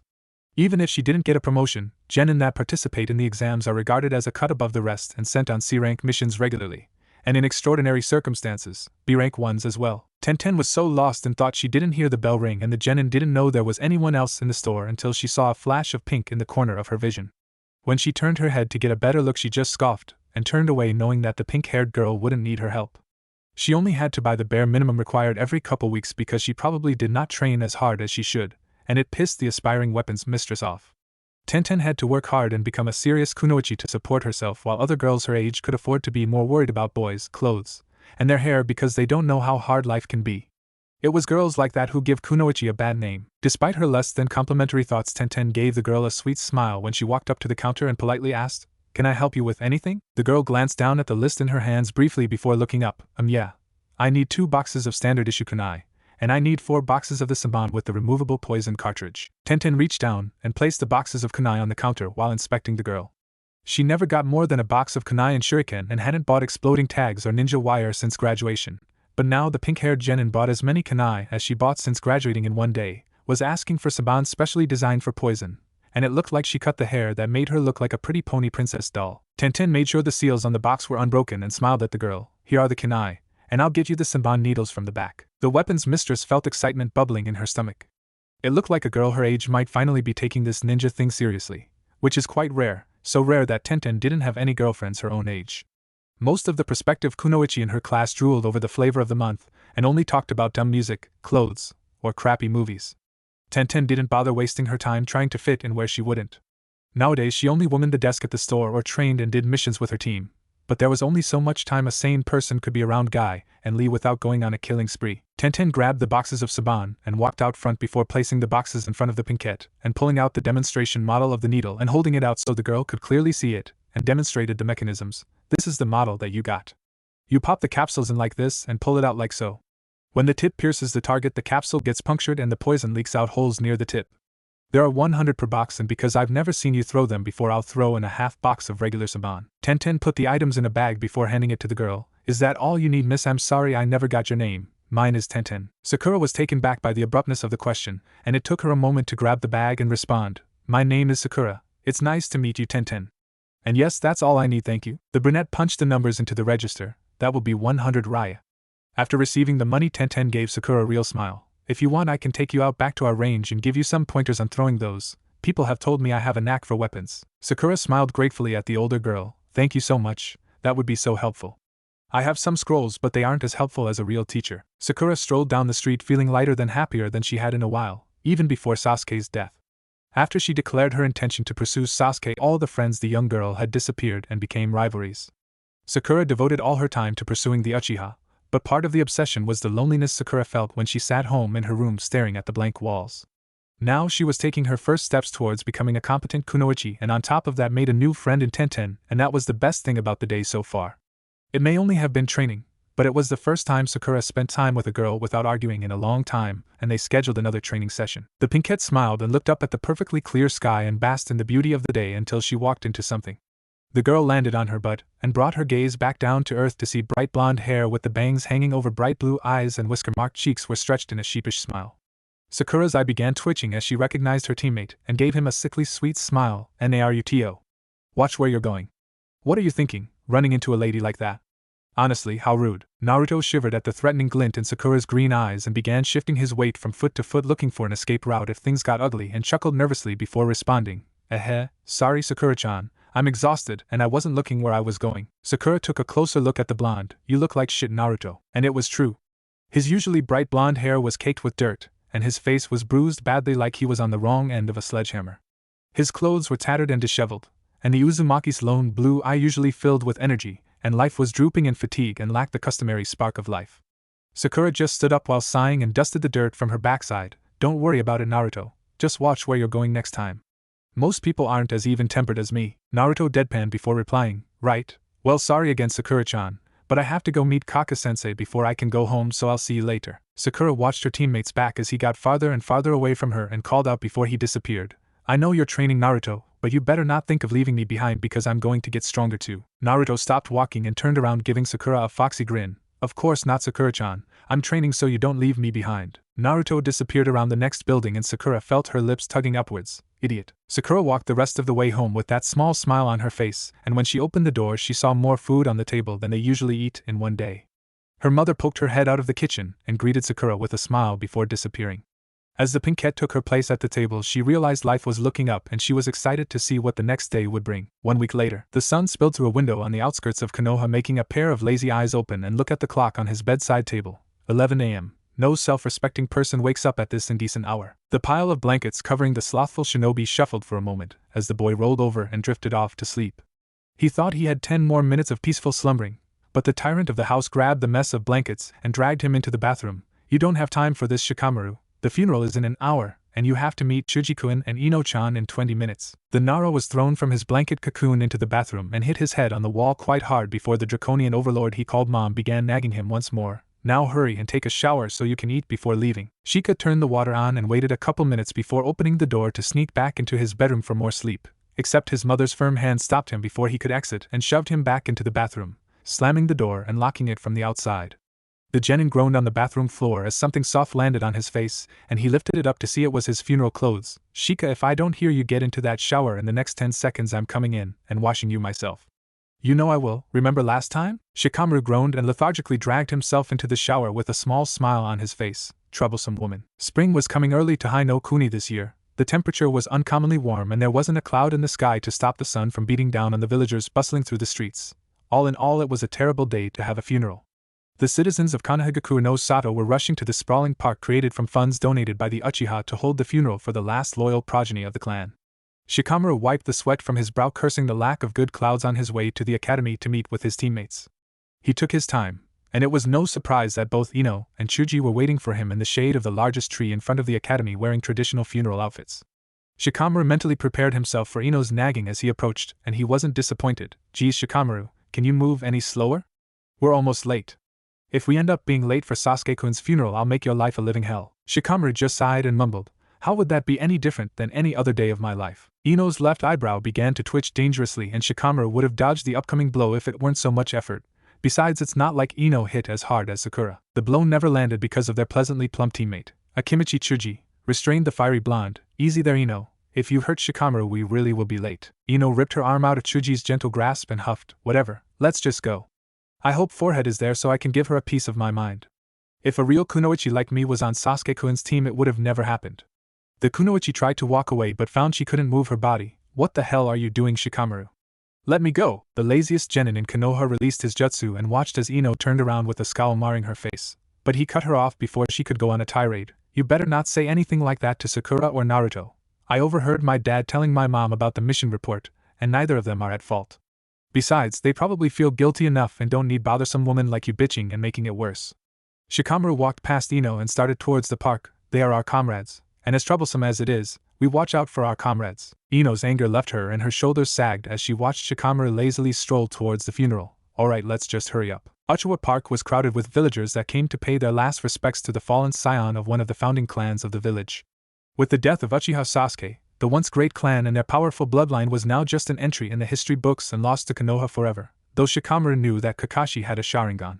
The Nara stood next to his teammates among the crowd staring up at the stage that held the closed casket, Team 7, the Hokage, several high-ranking shinobi, and a priest performing the ceremony. Shikamaru wished he had some sort of box that would let the Reverend know it was time to wrap it up while zoning out the incredibly long sermon that had dragged on for the better part of an hour already and showed no signs of slowing down, and as the priest's voice faded into the background, snippets of the crowd's conversation made it to his ear. Heard he threw Uchiha-sama in front of the attack knowing it would kill him. He killed poor Sasuke-sama while his back was turned for fun. I heard. He slaughtered the enemies then turned on his teammates because his bloodlust wasn't slated. That little monster did it to harvest the sharingan. We're doomed now that it has that power. Shikamaru's mind was moving a mile a minute as he tried to figure out what they were talking about. They said something about a demon, but Shikamaru knew they weren't talking about Zabuza. The only reason the closet genius knew is because his dad got some of the details in a council meeting, and the infamous demon of the mist didn't even kill Sasuke. Also, they talked about the sharingan. Something didn't add up to Shikamaru, and he was going to find out what was missing. The genin pushed his thoughts to the side and looked back up to the stage, which caused his face to take on an expression of shock, and a gasp escaped his lips. He was looking at something he never thought he'd see in his lifetime: Uzumaki Naruto crying. When other kids at the academy or playground got hurt or bullied, they would bawl like babies, but never Naruto. He'd shake it off and bounce right back. He'd seen the blonde take hits that would make some more experienced ninja wince. Hell, Naruto was ostracized more than anyone in their class, but he never cried or complained even once. Shikamaru felt his stomach knotting in guilt as he remembered how lonely his classmate used to be and how little he did about it, and the boy also knew Naruto would be depressed after one of his few friends died, but the lazy shinobi was always quick to dismiss the thought because then he'd have to go visit the blonde even if it wouldn't have taken that much effort. The blonde lost one of his few friends and his so-called other ones didn't even go visit him once. Shikamaru felt like scum. Troublesome. Shika was shaken from his guilt trip as he overheard a conversation in the crowd. Can you believe that? That thing is crying? He's really crying? Yeah, it's definitely fake. Creatures like him can't shed tears. Demons can't cry. Yeah, that's my point. Weren't you listening to what we're saying? But look at him. That doesn't look fake. He looks so anguished. Don't tell me you're buying that crap. It's all an act, a trick. Yeah, being a trickster is its nature. Remember all the pranks. I don't know, other kids pull pranks too, and most of theirs are pretty cruel.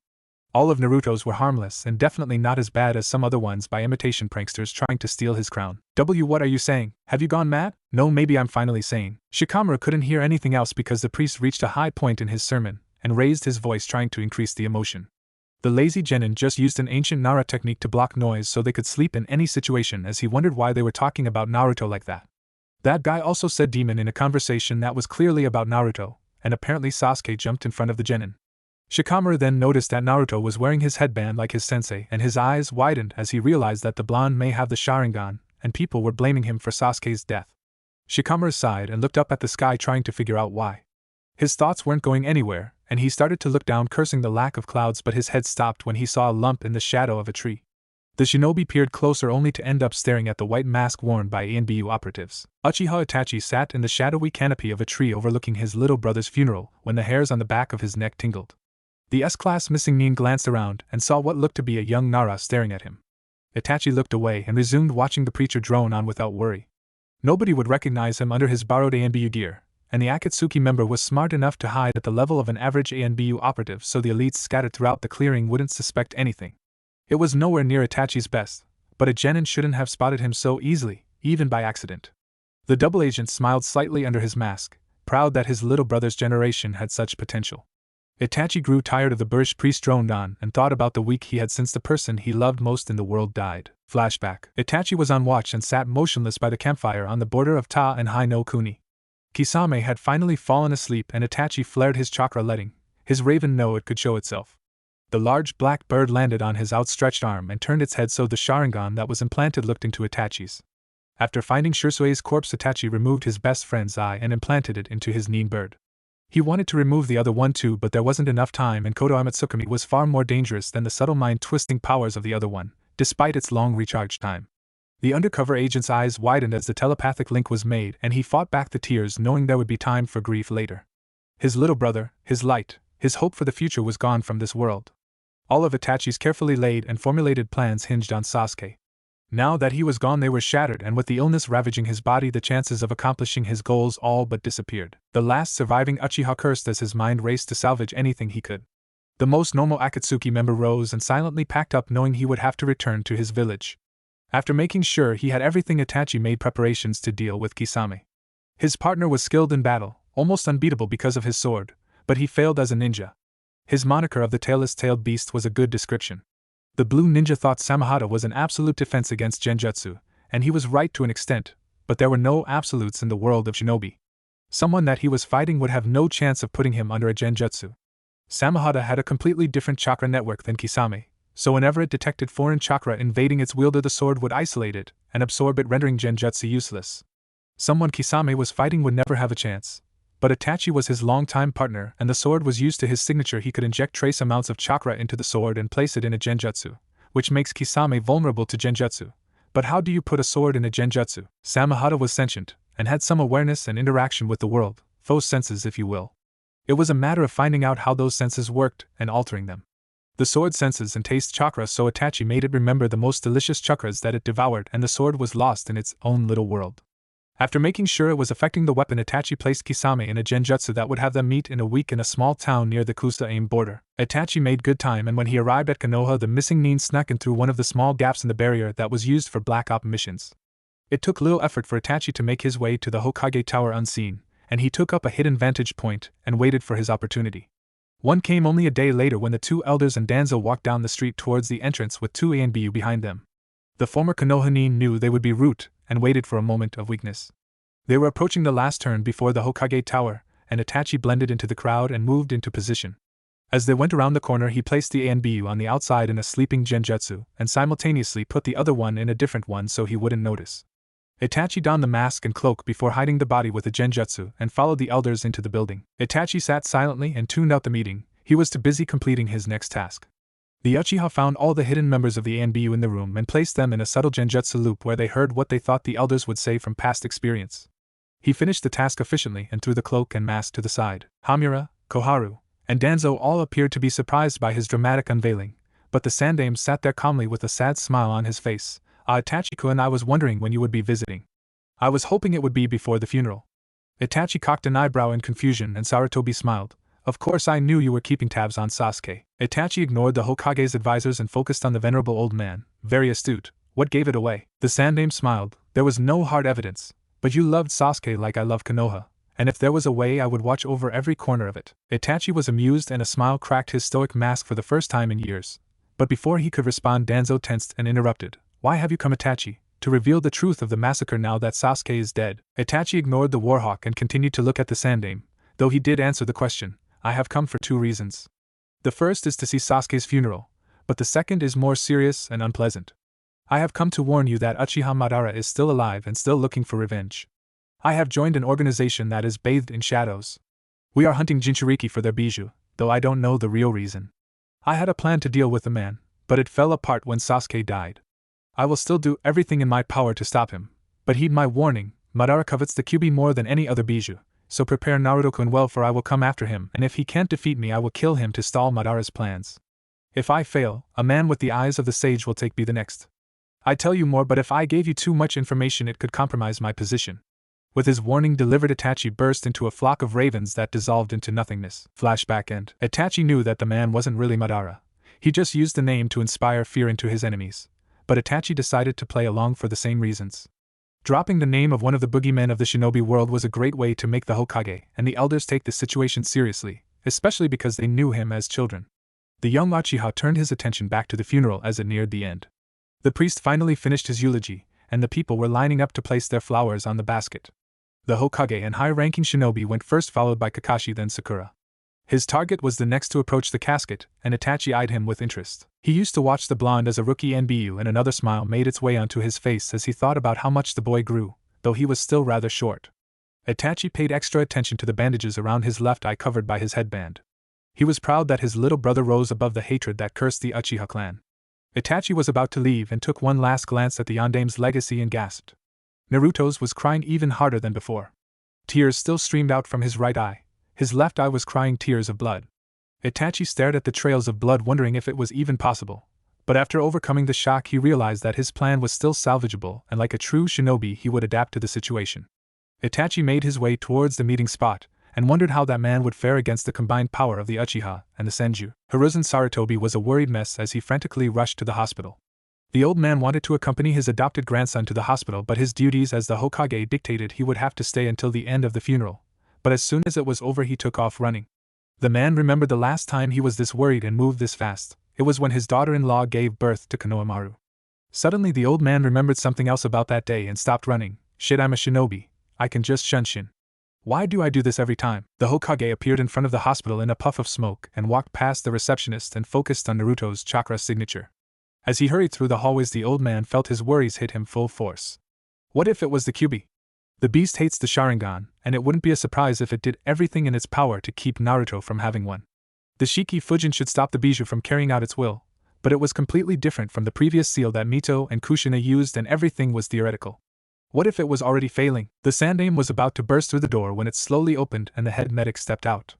The Hokage sucked in a breath and asked the dreaded question, Yakushi-san, what's going on? The silver-haired medic looked at the panicking Hokage and tried to explain, well, the thing is, I have no idea. I've never seen anything like this before. His eye works perfectly. Actually, all the tests say his Sharingan functions better than an actual Uchiha would, but I don't even know if it's still the Sharingan. It appears to have mutated. It's possible exposure to the Kyuubi's chakra. The Hokage began to get a better idea of what was happening during the medic's explanation, and raised a hand to cut him off and prayed to God that it wasn't what he thought it was. I'd like to see Naruto-kun now, Yakushi-san.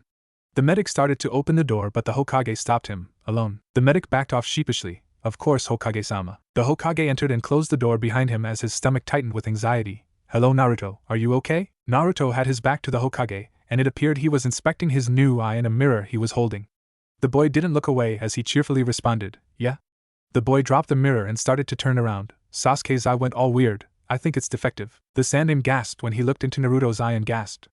The outside of the pattern in his eye was completely black and the inside was red. 3 ellipses intersected, forming a 6-point star, and on the inside were 2 triangles, one upside down and one regular one, creating another 6-pointed star.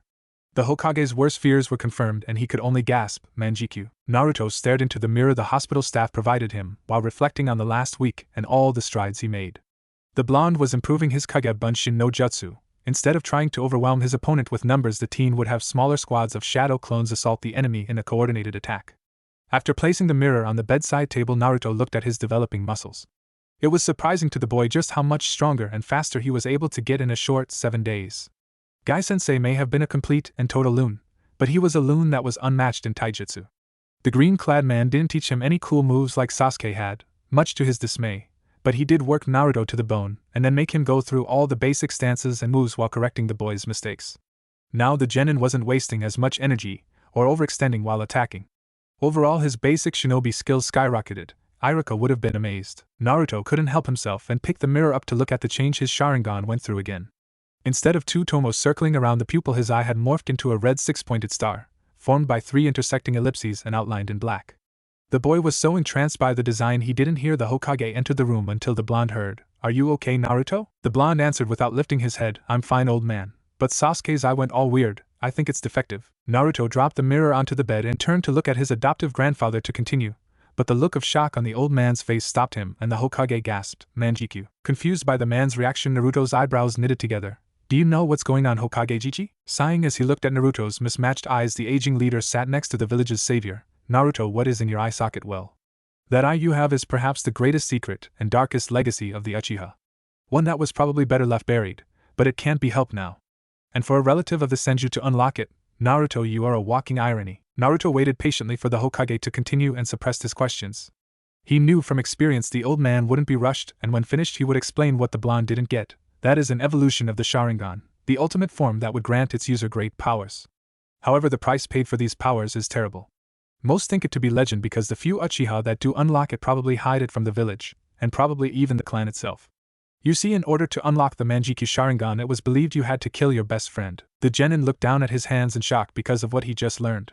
Tears streamed from his right eye while blood poured down the left side of his face. "So I guess it is my fault Sasuke died." To his shock, the white and maroon Hokage robes engulfed him as the old man gave him a comforting hug, disregarding the blood staining his robes. The teen lifted his mismatched eyes and they widened in surprise at the concern visible on the Sandame's face and the care in his voice. Of course not, Naruto. You just care greatly about your friends and place such impossibly large burdens on your young shoulders. I wouldn't be surprised if you blamed yourself for it so much that it felt like you killed him yourself. The Hokage gave the boy in his arms a crooked smile. You call me old man, but if you keep that up your back will be worse than mine in no time. Naruto didn't reply. His body just shook as he gripped onto the Hokage's robe like it was the only thing keeping him from losing himself. In return, the old man stroked his hair soothingly while whispering comforts into the boy's ear. Eventually the genin calmed down, and the questions came rushing into his head. Aji-chan, what does the Mangekyo sharingan do? The kindly elder pulled back and ruffled Naruto's hair one last time. It's Mangekyo, not Mangekyo, Naruto. To tell you the truth, I don't really know. My two sensei, the Shodame and Nidame, said that two Uchiha during their time were incredibly strong with unique powers. They said they saw these two men put people in comas with a glance and had the ability to use fires hotter than anything they've ever felt, and my teachers fought Yotan users. The blonde could hardly contain his excitement as the Hokage's explanation continued. He was considering jumping around the room and celebrating, but he figured that wouldn't be very ninja-like. Naruto turned to face the old Kage with his usual grin spread across his cheeks. That's awesome, GG. I'm gonna be even more awesome than before. You better start clearing out that desk because I'm coming for that hat soon. Instead of smiling like the old man usually would after the proclamation, a severe frown was directed at Naruto. You should know by now that the number or strength of your techniques isn't the most important thing a shinobi needs. Secondly, I don't want you to use that eye unless you absolutely see no other choice. It was rumored that those Uchiha's eyesight began degrading after they activated the Mangekyo. Also, that is a powerful tool. If word got out you had one, well, it wouldn't be the first time someone was kidnapped for a Doujutsu. The chibi Naruto dancing inside the blonde's head suddenly stopped his celebration, and a horrified look made its way onto the real blonde's face. What? I don't want Sasuke's eye to go blind. What am I going to do, GG? Naruto began pacing frantically before slamming a fist into his palm. Yash, I'll just never use it. The Hokage's stern visage melted as he watched the genin's antics. First try reducing the amount of chakra you have running to the eye. He paused as Naruto picked up the mirror and sighed in relief when his eye morphed back to the regular sharingan, except 3 tomos circled the pupil now. Once he was sure the boy's attention was back on him, Sarutobi continued, I also wouldn't recommend never using the eye. You have been given a useful tool and shouldn't shun it. Sasuke gave you his eye to protect yourself and your comrades, so if the situation calls for it I'm sure he wouldn't mind you using the Mangekyo. Just don't overuse it. Naruto rested his chin on his palm and thought about the Hokage's advice before nodding sagely. That makes sense. I wish I was as smart as you, old man. Placing an arm around the blonde's shoulder, Hiruzen started walking them towards the door. I'm not that smart, Naruto. When you've been around as long as I have, you just tend to notice things. Also, don't tell any of your friends about the eye. It will only lead to problems and uncomfortable questions.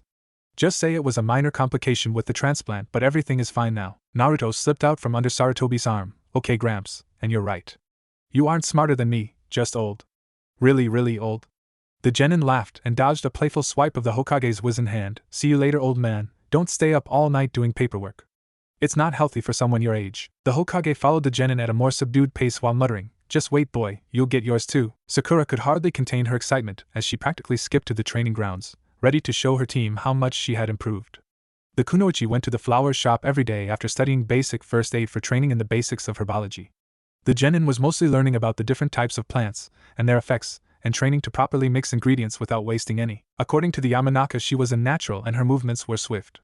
The teen also trained with Tenten a couple times over the last week and was felt confident enough to use saban needles in live training. A smile broke out across the pinkhead's face as she patted her pouch that contained a prototype of a weapon designed by the weapons mistress. Sakura arrived at the field and to her surprise Naruto was already hard at work doing push-ups. As she got closer she noticed some were tree climbing, several were going over the basic taijutsu kata, and 2 were even playing Chinese checkers. Curious, the kunoichi walked up to her teammate and asked, Naruto, why do you have Kage Bunshins doing all those things? The blonde pushed himself up to his feet and gave the girl a wide smile. Hey Sakura-chan, that's my new training method. I gain all the memories of my clones after they dispel, so by having them train it's like you're doing a bunch of different things at once, said Sakura, finishing Naruto's sentence.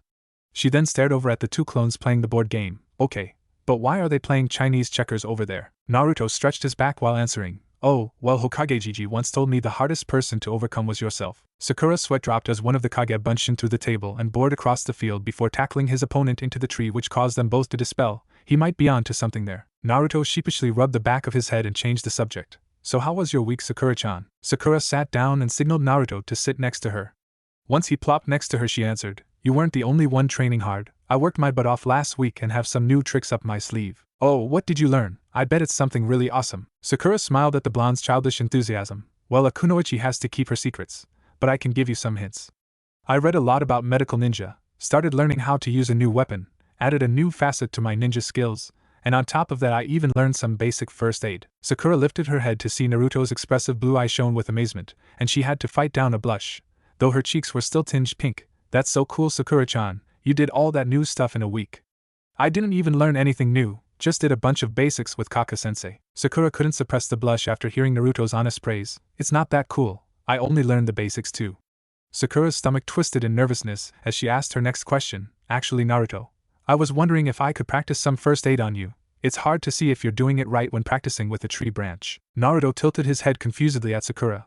But I'm not hurt, Sakura-chan. Why would you want to practice on me? Sakura's eyebrow twitched as she forcibly suppressed the urge to hit her teammate, knowing it would just make him dumber in the long run. I know that, Baka.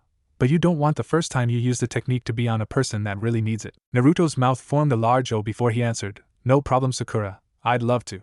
He unzipped his orange jacket and tossed it to the side. What do you need me to do? Sakura looked to the ground in embarrassment before saying, well, I'll need you to take your shirt off too. If the girl was looking up, she would have seen Naruto's face light up to a Hinata red as he stuttered and poked his fingers together. WLM, I guess I could. Maybe. Sakura lifted her green eyes just as Naruto lifted his shirt. She expected him to be a bit pudgy because of all the calories, carbs, and salts in ramen, but he seemed on the skinny side for a civilian his age. Naruto, do you only eat ramen? If you were a villager, I'd say you were in shape, but a shinobi needs to have more muscle mass. Next time you go to the store, get more meats, grains, fruits, and vegetables. The pinkette frowned at the scowl that stretched across Naruto's face when she mentioned the store, noting that it looked quite unnatural after seeing him smile like an idiot for so long. Can you not afford it? The blonde just turned to look across the field as he put his shirt back on. I don't want to talk about it. Sakura just sighed, knowing that even if he was her teammate, she didn't have the right to make him talk, especially with how she used to treat him. The kunoichi could only respect his wishes and stare at his back with worry etched across her features. Kakashi stared at the memorial stone, staring at the newest name while contemplating the change in his morning ritual. I guess my luck with the Uchiha clan isn't the best. First Obito, and now Sasuke. The silver-haired man lost track of time as he continued to stare at the stone over his orange book. Eventually he took his gaze off the stone and looked up at the position of the sun. Well, I think they've waited long enough. That was more than enough time to catch up. Instead of using his customary shunshin, Kakashi decided to enjoy the early spring weather and walk. As he lazily strolled, the legendary shinobi thought of the last week and the upcoming ones as well. His blonde student had improved by leaps and bounds and would probably be ready for some jutsu today. The man stopped before deciding to teach him a defensive one to be on the safe side. Kakashi also checked in on Sakura from time to time, and she appeared to have discovered all the motivation she lacked, and then some. Still, her chakra levels were below average, and control could only take her small stores so far. The kunoichi would need to raise her chakra capacity before she moved on to more advanced subjects. The real surprise came when the Hokage called him up after the funeral to discuss Naruto's sharingan and describe the Mangekyo. The one thing that really bothered Kakashi was if Naruto unlocked it, why didn't he? Their situations were remarkably similar, and the man surely blamed himself for Obito's death too. Deciding that there was no use trying to figure things out based on speculation, the Jounin shook the thoughts from his head and noticed that he was nearing the training ground. After snapping his book shut and placing it in its life-proof pouch, the man disappeared in a puff of smoke. He reappeared in front of his two students in a strange situation. Naruto was staring off into the distance, ignoring Sakura, while she stared worriedly at his back. The man was worried he had somehow ended up in some sort of alternate universe when their voices shouted, "You're late." In unison, the Jounin-sensei just smiled and was glad that some things still stayed the same. He ignored their false accusation. Kakashi always arrived exactly when he meant to, and gave them the excuse that came to him last night in a dream. Sorry I'm late, but I saw several chickens crossing the road and I couldn't figure out why. Nobody said it was a good excuse. His students' voices rose in chorus as they yelled liar. Kakashi just continued like he wasn't interrupted. In 1 week we officially start rehab duty, and after some calculations I've found it will take 16 D ranks a week to make what we were on medical leave, so we'll do 3 or so missions a day to supplement our training when that starts. Kakashi unrolled a scroll and another set of weights appeared in a puff of smoke.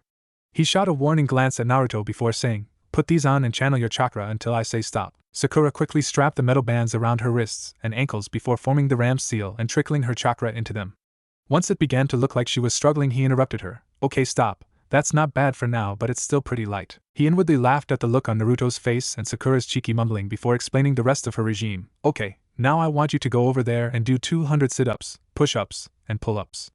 Then you will run around the field while I throw dodge balls at you because as a medic your evasion skills need to be top-notch. After the physical exercise you will continue tree climbing until you can't do it anymore. Then we'll break for lunch and we'll continue training until around 4 and then do our D ranks. His students stared at him with their mouths agape before Sakura managed to say, but we won't be home until like 10. Kakashi rested his chin in his empty hand before nodding sagely, yes, knowing that their sensei was a stern taskmaster when it came to actually working. Sakura just started her exercises while he turned his attention to Naruto. I trust you already did your physical regime. After getting a crisp nod, the Jounin tossed Naruto 3 scrolls as he continued, good. One of those scrolls contains a chakra control exercise and the other 2 contain a Suiton and Futon jutsu each. They're both low-rank jutsu, the water is defensive and the wind one is multi-purpose. If you have questions feel free to ask. After lunch we will begin working with the sharingan and continue our clone battles. Now hop to it. The Jounin stepped back and watched his students work. Sakura appeared to have more energy than usual, and he hoped that meant she put an end to her dieting as well. Kakashi shifted his gaze slightly to the left, and Naruto, as expected, had completely ignored the control exercise. Instead he was intently reading the scroll about the water jutsu. Naruto put the instructions down and began going over the sequence several times.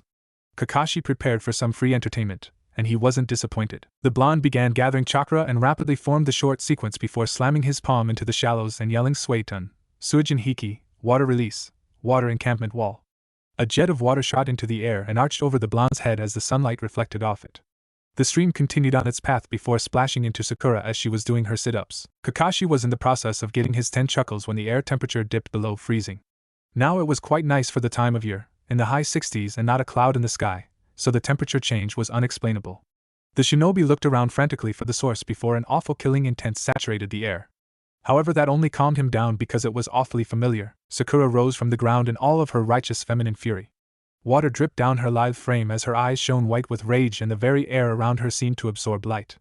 The Jounin was reminded of the simpler times when he was a genin, when Kushina thought his sensei had an affair that was an ugly day for everyone. Naruto shot Kakashi a pleading look and the man only shrugged in return as Sakura yelled, Shinaro, and sent Naruto skipping across the lake like a stone until a tree came out of nowhere. She stomped away and the blonde pitifully pulled himself out of the water and tossed the Suiton scroll into it before unrolling the water walking exercise. Soon enough 21 blonde genin were trying, and failing, to stand on the water. Figuring now was as good a time as any, the Jounin pulled out Ika and began reading with a perverted giggle. Kakashi led his tired students back to the training field. Sakura had joined in on his and Naruto's game, but she barely did better than the blonde. The pinkette may have been more book smart, but that only allowed her to better understand the parameters they were given. When it came to actually forming the plans, hers were rather cookie-cutter and often lacked that element cunning good plans needed. Naruto, on the other hand, came up with ideas that weren't lacking in deviousness, but they weren't linked together by an overall strategy and more often than not didn't work to achieve a larger objective. In other words, he reacted more than anticipated and maneuvered. Still, that wasn't even the point of the exercise. Kakashi said that he would answer any question, and that included asking him for ideas.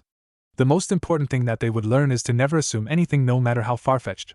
Once that happened, everything else would come in time. Once the trio returned to the field, Kakashi broke down the afternoon. Okay, Sakura, our main priority now is to build your chakra capacity. I would teach you water walking, but it wouldn't do anything for your chakra controls, so just continue tree climbing. Once you start to get tired, I'll attack you with shuriken and taijutsu, but you have to stay in the trees. Sakura walked over to a patch of trees and Kakashi created a kage bunshin that began blowing up a balloon as he turned his attention to his sensei's son. Okay, Naruto, we're going to be having another one of our clone battles. I can use 1 shadow clone, 2 water clones, and an earth clone.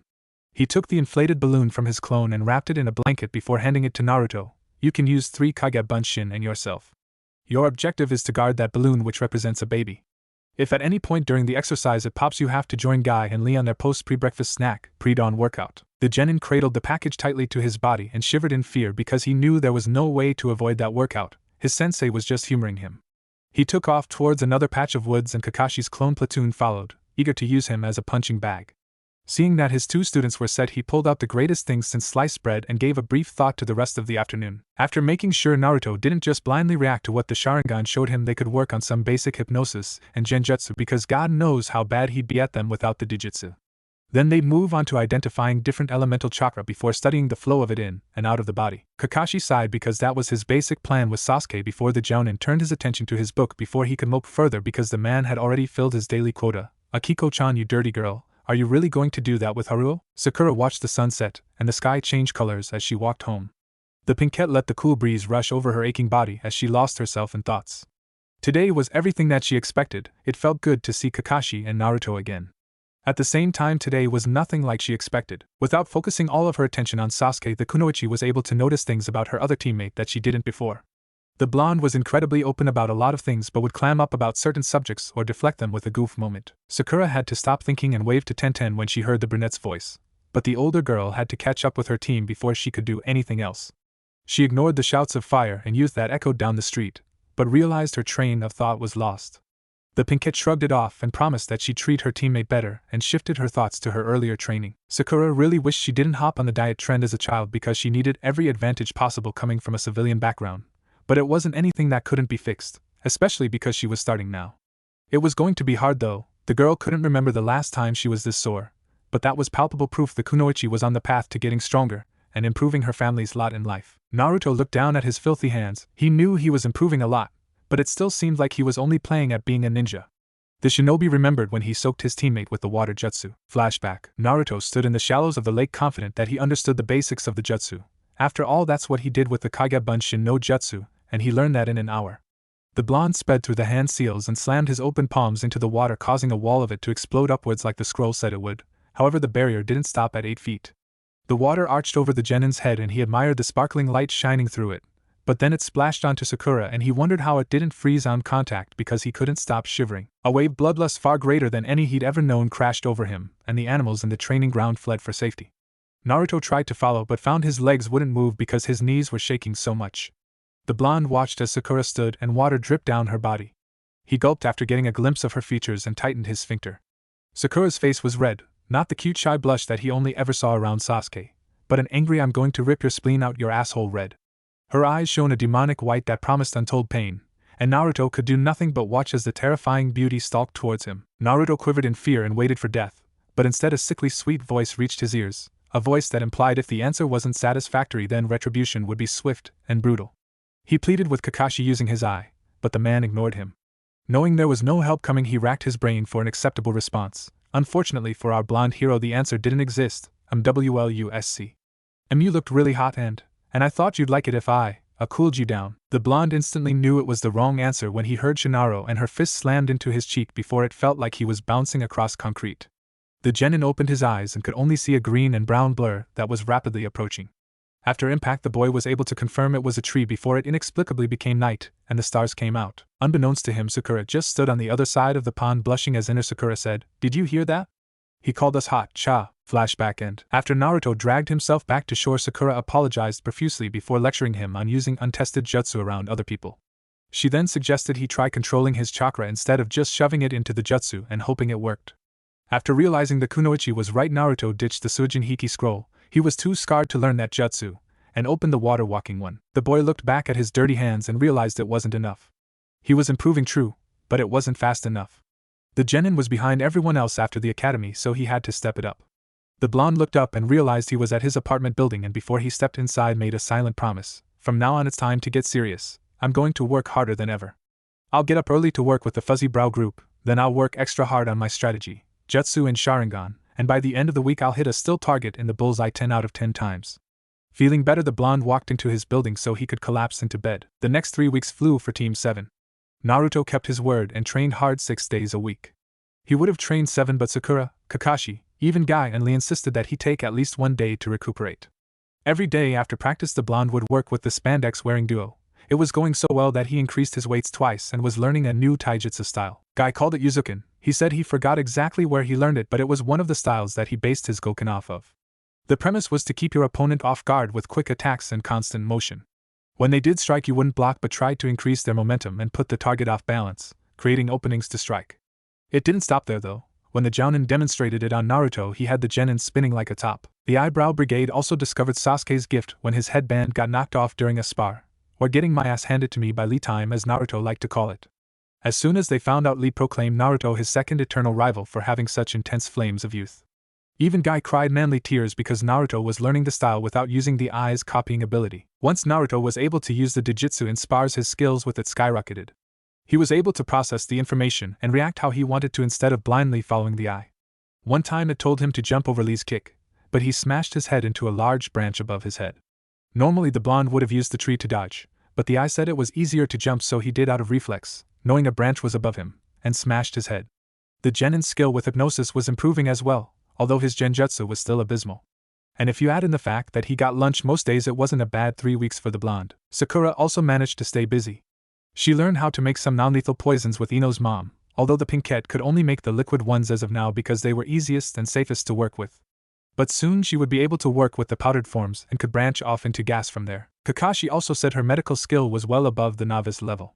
Currently she was focusing on dodging, improving her accuracy, and strategic thinking while fighting with Naruto's clones. She even managed to slightly increase her weight bands. The kunoichi had also managed to weasel a genjutsu from their sensei and could use Magen, Kokoni Areza no Jutsu, demonic illusion, false surrounding techniques, well enough to throw off her opponents in spars and create openings.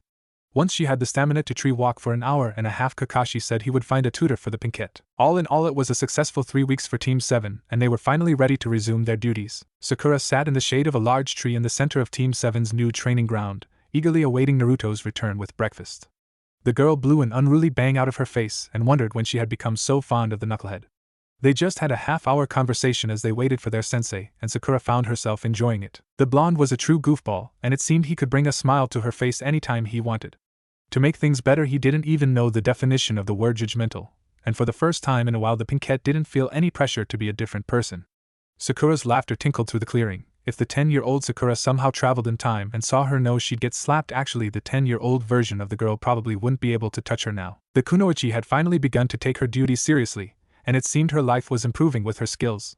Because of Sakura's new commitment, she made a friend in Tenten, and they were quickly growing closer. They would get together and just do normal things when their teams weren't busy, like go get some food, go to the hot springs, or watch an old Princess Gale movie. The girl sighed as she recalled the rumor the next movie that was getting filmed in Yuki no Kuni had gotten cancelled. Perhaps the biggest surprise this past month was Naruto, though that shouldn't be surprising.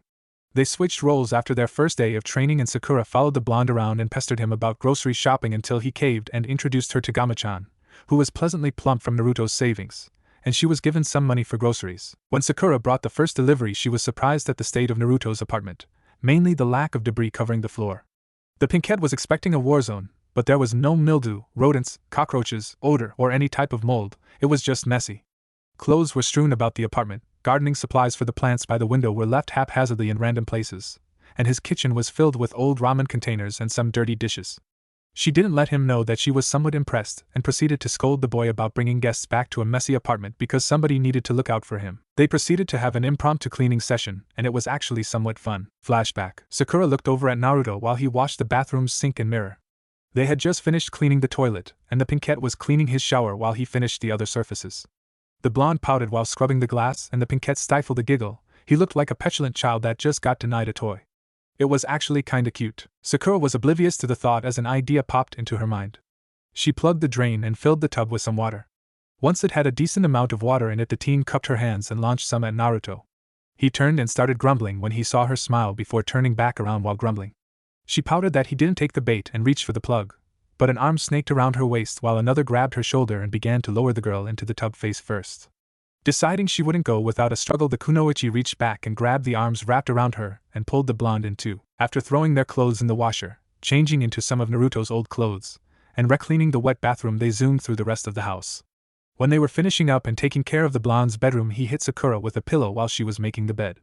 The kunoichi turned her head and saw Naruto's blue eye gleaming with mischief, so grabbed the other pillow on the bed and let out a war cry before charging. After a brutal and underhanded war, the two fell back onto Naruto's bed laughing. Sakura turned to smack the boy's face with her pillow but gasped and let it go instead. The light from the sunset was pouring in through the windows and covered Naruto like a blanket. His golden blonde hair seemed to glow, and the sweat glistening on his tan skin was highlighted as his chest rose and fell rapidly. He turned to the kunoichi, his blue eye filled with happiness and content, and Sakura fought the urge to stroke his whiskered cheek as her stomach twisted. It wasn't an uncomfortable feeling though. A blush covered the girl's face when the blonde's hand reached up to brush some of the hair away that was sticking to her cheek. Sorry, that was annoying me. The knot in her stomach tightened even more when something brushed her inner thigh. Sakura looked down to see that Naruto's leg moved in between hers when he shifted. It felt like steam was blowing out of her ears as the kunoichi's brain shut down, and she reacted purely on instinct and slugged Naruto in the face. Flashback end. Sakura finally realized what she liked about Naruto. He made the boring and mundane entertaining. Suddenly the sound of footsteps reached the pinkette's ears, and she looked up to see the boy who was occupying her thoughts walking towards her while munching a stick of dango. When Naruto reached the kunoichi, he handed her the bag while saying, Sorry it took so long, but I was waiting at the bakery for a fresh bag of sticky buns. Sakura's eyes shone with unbridled joy as she pulled one out of the bag and bit into the frosted treat. He even brought me my favorite breakfast. Yes, Naruto is officially my friend. While nibbling on her delicious bun, the blonde asked, so what do you think our new teammate will be like? Sakura licked the frosting off her fingers while pondering. Well, the next class hasn't graduated, meaning it will probably be somebody off the reserves lists, so they'll probably be older. Naruto tossed the last empty stick of dango over his shoulder. That sounds right. You're so smart, Sakura-chan. But do you think they'll be a loser? I was the dead last and still managed to pass. What does that say about this person? The girl let out a sigh. Don't jump to conclusions, Naruto. You're a special case. Sakura missed Naruto's nervous look as she closed her eyes and savored the next bite of her breakfast. If you worked as hard as you do now in the academy, you might have been the rookie of the year. Besides, there's a lot of reasons people were in the reserves. Some people lose a team member like us, while others don't pass the test because they don't understand the concept of teamwork and undergo a crash course. For all you know, we'll get an older, stronger teammate, with more experience too. Naruto blushed at Sakura's unintentional compliment as a puff of smoke appeared from nowhere, and their sensei stepped out of it saying, sorry I'm late, but I was on my way here and I saw an old lady whose rabid dog was stuck in the tree. Naturally, I had to rescue it, but before I could give it back to its owner, I had to discover the cure so she didn't get infected. Sakura's eyebrow twitched as her and Naruto's voices rose in unison. Liar. Kakashi ignored the false accusation as his lone eye took in the discarded bags and tears began to stream from it. Oh, woe is me, my students are too cruel. They get breakfast for themselves and none for their kind and wise sensei. Sakura's response was cut off when a soft voice with no inflection spoke up. Why didn't you mention anything of this dog to me? Also, why did you not tell them about the mysterious person that was calling your name and caused you to look all over the marketplace for 2 hours? A pale boy with inky black hair and charcoal eyes stepped out from behind Kakashi. He appeared to be about their age and wore a plain skin-tight black shirt that only had a sleeve over the right arm, gray standard-issue shinobi pants, a small black backpack, and a ninja pouch secured to his right leg. The boy's dull eyes roved over his two teammates with no interest while they stared curiously. Kakashi took note of the awkward silence and pushed the teens together. Sakura, Naruto, why don't you two introduce yourselves to the new member of Team 7? Before they could, the boy bowed formally. Hello, my name is Sai and it is nice to meet you both. I have heard that when somebody is your friend you give them a nickname. If you don't mind, I would like to give nicknames to the two of you as a sign of our new friendship. The teens shared a questioning glance before Naruto shrugged and Sakura replied, why not? Having no idea there was a perfectly good answer to that question. Sai gave the two a more thorough inspection. I have also read that you should give nicknames based on physical traits. Sai stepped closer to Naruto and gave him one more look over. I think the perfect name for you would be Oh I Know, Dickless. Naruto went from smiling to frowning in under a second. It looked like he was going to pummel Sai, so Sakura restrained him. Don't overreact. I bet it's a joke. Right, Sai? She turned to the boy only to see he was ignoring her, and while staring intently, and I shall call you ugly. Now it was Naruto who was holding Sakura back, although she was slowly dragging the blonde across the ground, even though his heels were anchored in the dirt. However, the Jinchuriki's efforts ended when she turned her glare on him, and he let go before running behind their sensei's legs in fear. Sakura stopped in front of the pale boy, who might not get paler after she killed him, and spoke in a sickly sweet voice. That's nice. Now I have something to give you. A plastic smile covered Sai's face, but it was quickly wiped off when Shinaro echoed through the village and Sakura's fist impacted with his cheek. Sai flew into the distance till he was a speck on the horizon and Sakura turned and flashed a victorious peace sign. Later that night, many villagers would lay on their rooftops and look for shooting stars because one was visible during the day. Kakashi was standing in front of the memorial stone finishing up his morning ritual. It's been an interesting 2 weeks since Sai was introduced to Naruto and Sakura's fist. The time Team 7 spent together was both amusing and annoying for the different members of Kakashi's squad. The elite Jounin thoroughly enjoyed the nicknames Sai gave to his teammates and the punishment they, mostly Sakura, doled out in return. His favorite blonde and Pinkette were quickly getting to the end of their metaphorical ropes with their socially inept teammate. He even heard something about a great place to hide a body the other day. Sai, he didn't really feel much about his time with Team 7 at all. The problem was the teamwork between the three. Sai viewed his two teammates as tools to accomplish an objective instead of precious comrades, while his two teammates would rather slaughter puppies than work with the frustrating boy. Sai didn't understand emotions and social interaction at all, so he didn't know that his two teammates would get mad at his name-calling. He probably read in some ridiculous worthless book, unlike the one in Kakashi's hand, that teasing was something friends do.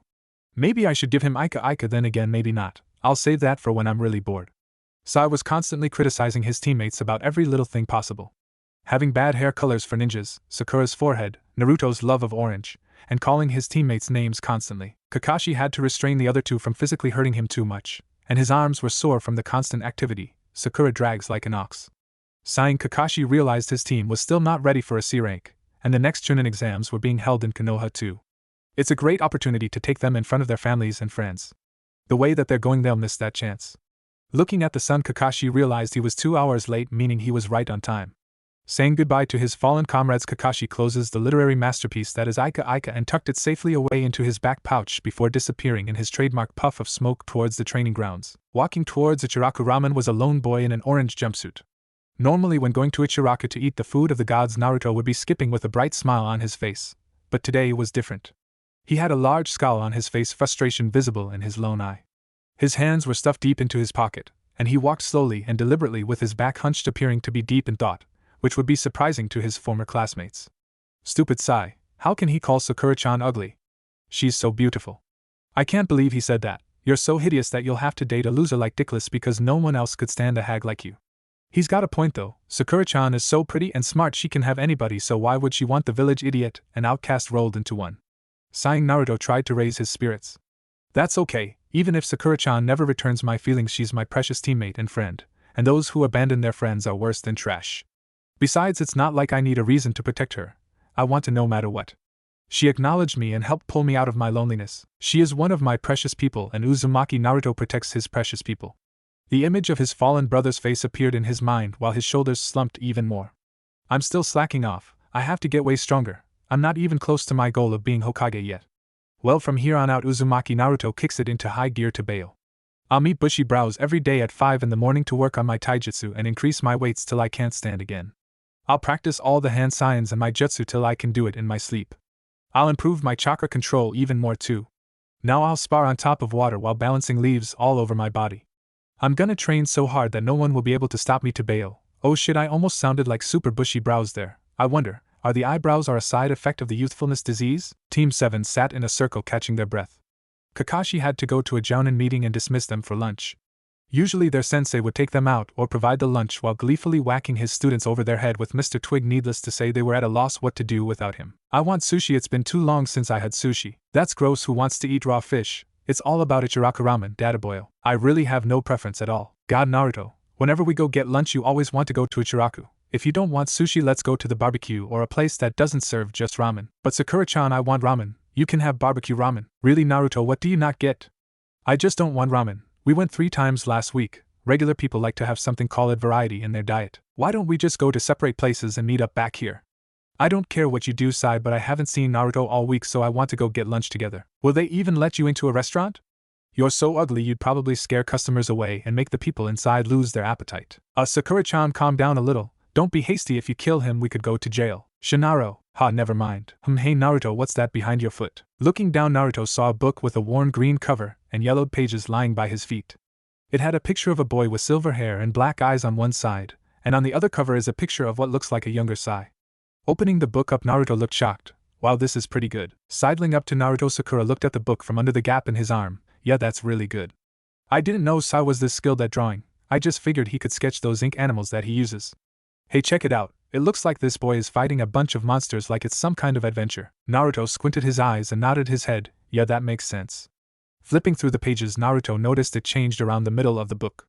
Hey, look at this now, it looks like Sai is fighting monsters. What's going on? Sakura looked as she snagged the book and flipped through the pages.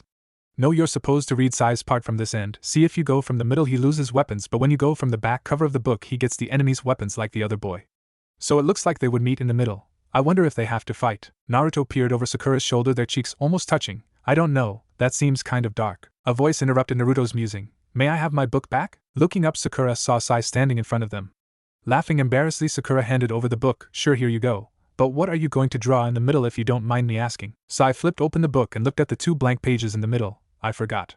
The book was originally supposed to be a gift for my Nai-san, but he died before I could give it to him. Naruto got a sad look on his face. I'm sorry, you must have felt terrible. Sai raised an eyebrow at Naruto. What do you mean I didn't feel anything? Ignoring their scandalous looks, he continued. I have no emotions. The pale shinobi received 2 questioning stares until Sakura spoke up. No emotions, what do you mean? It's quite simple. What do you not understand?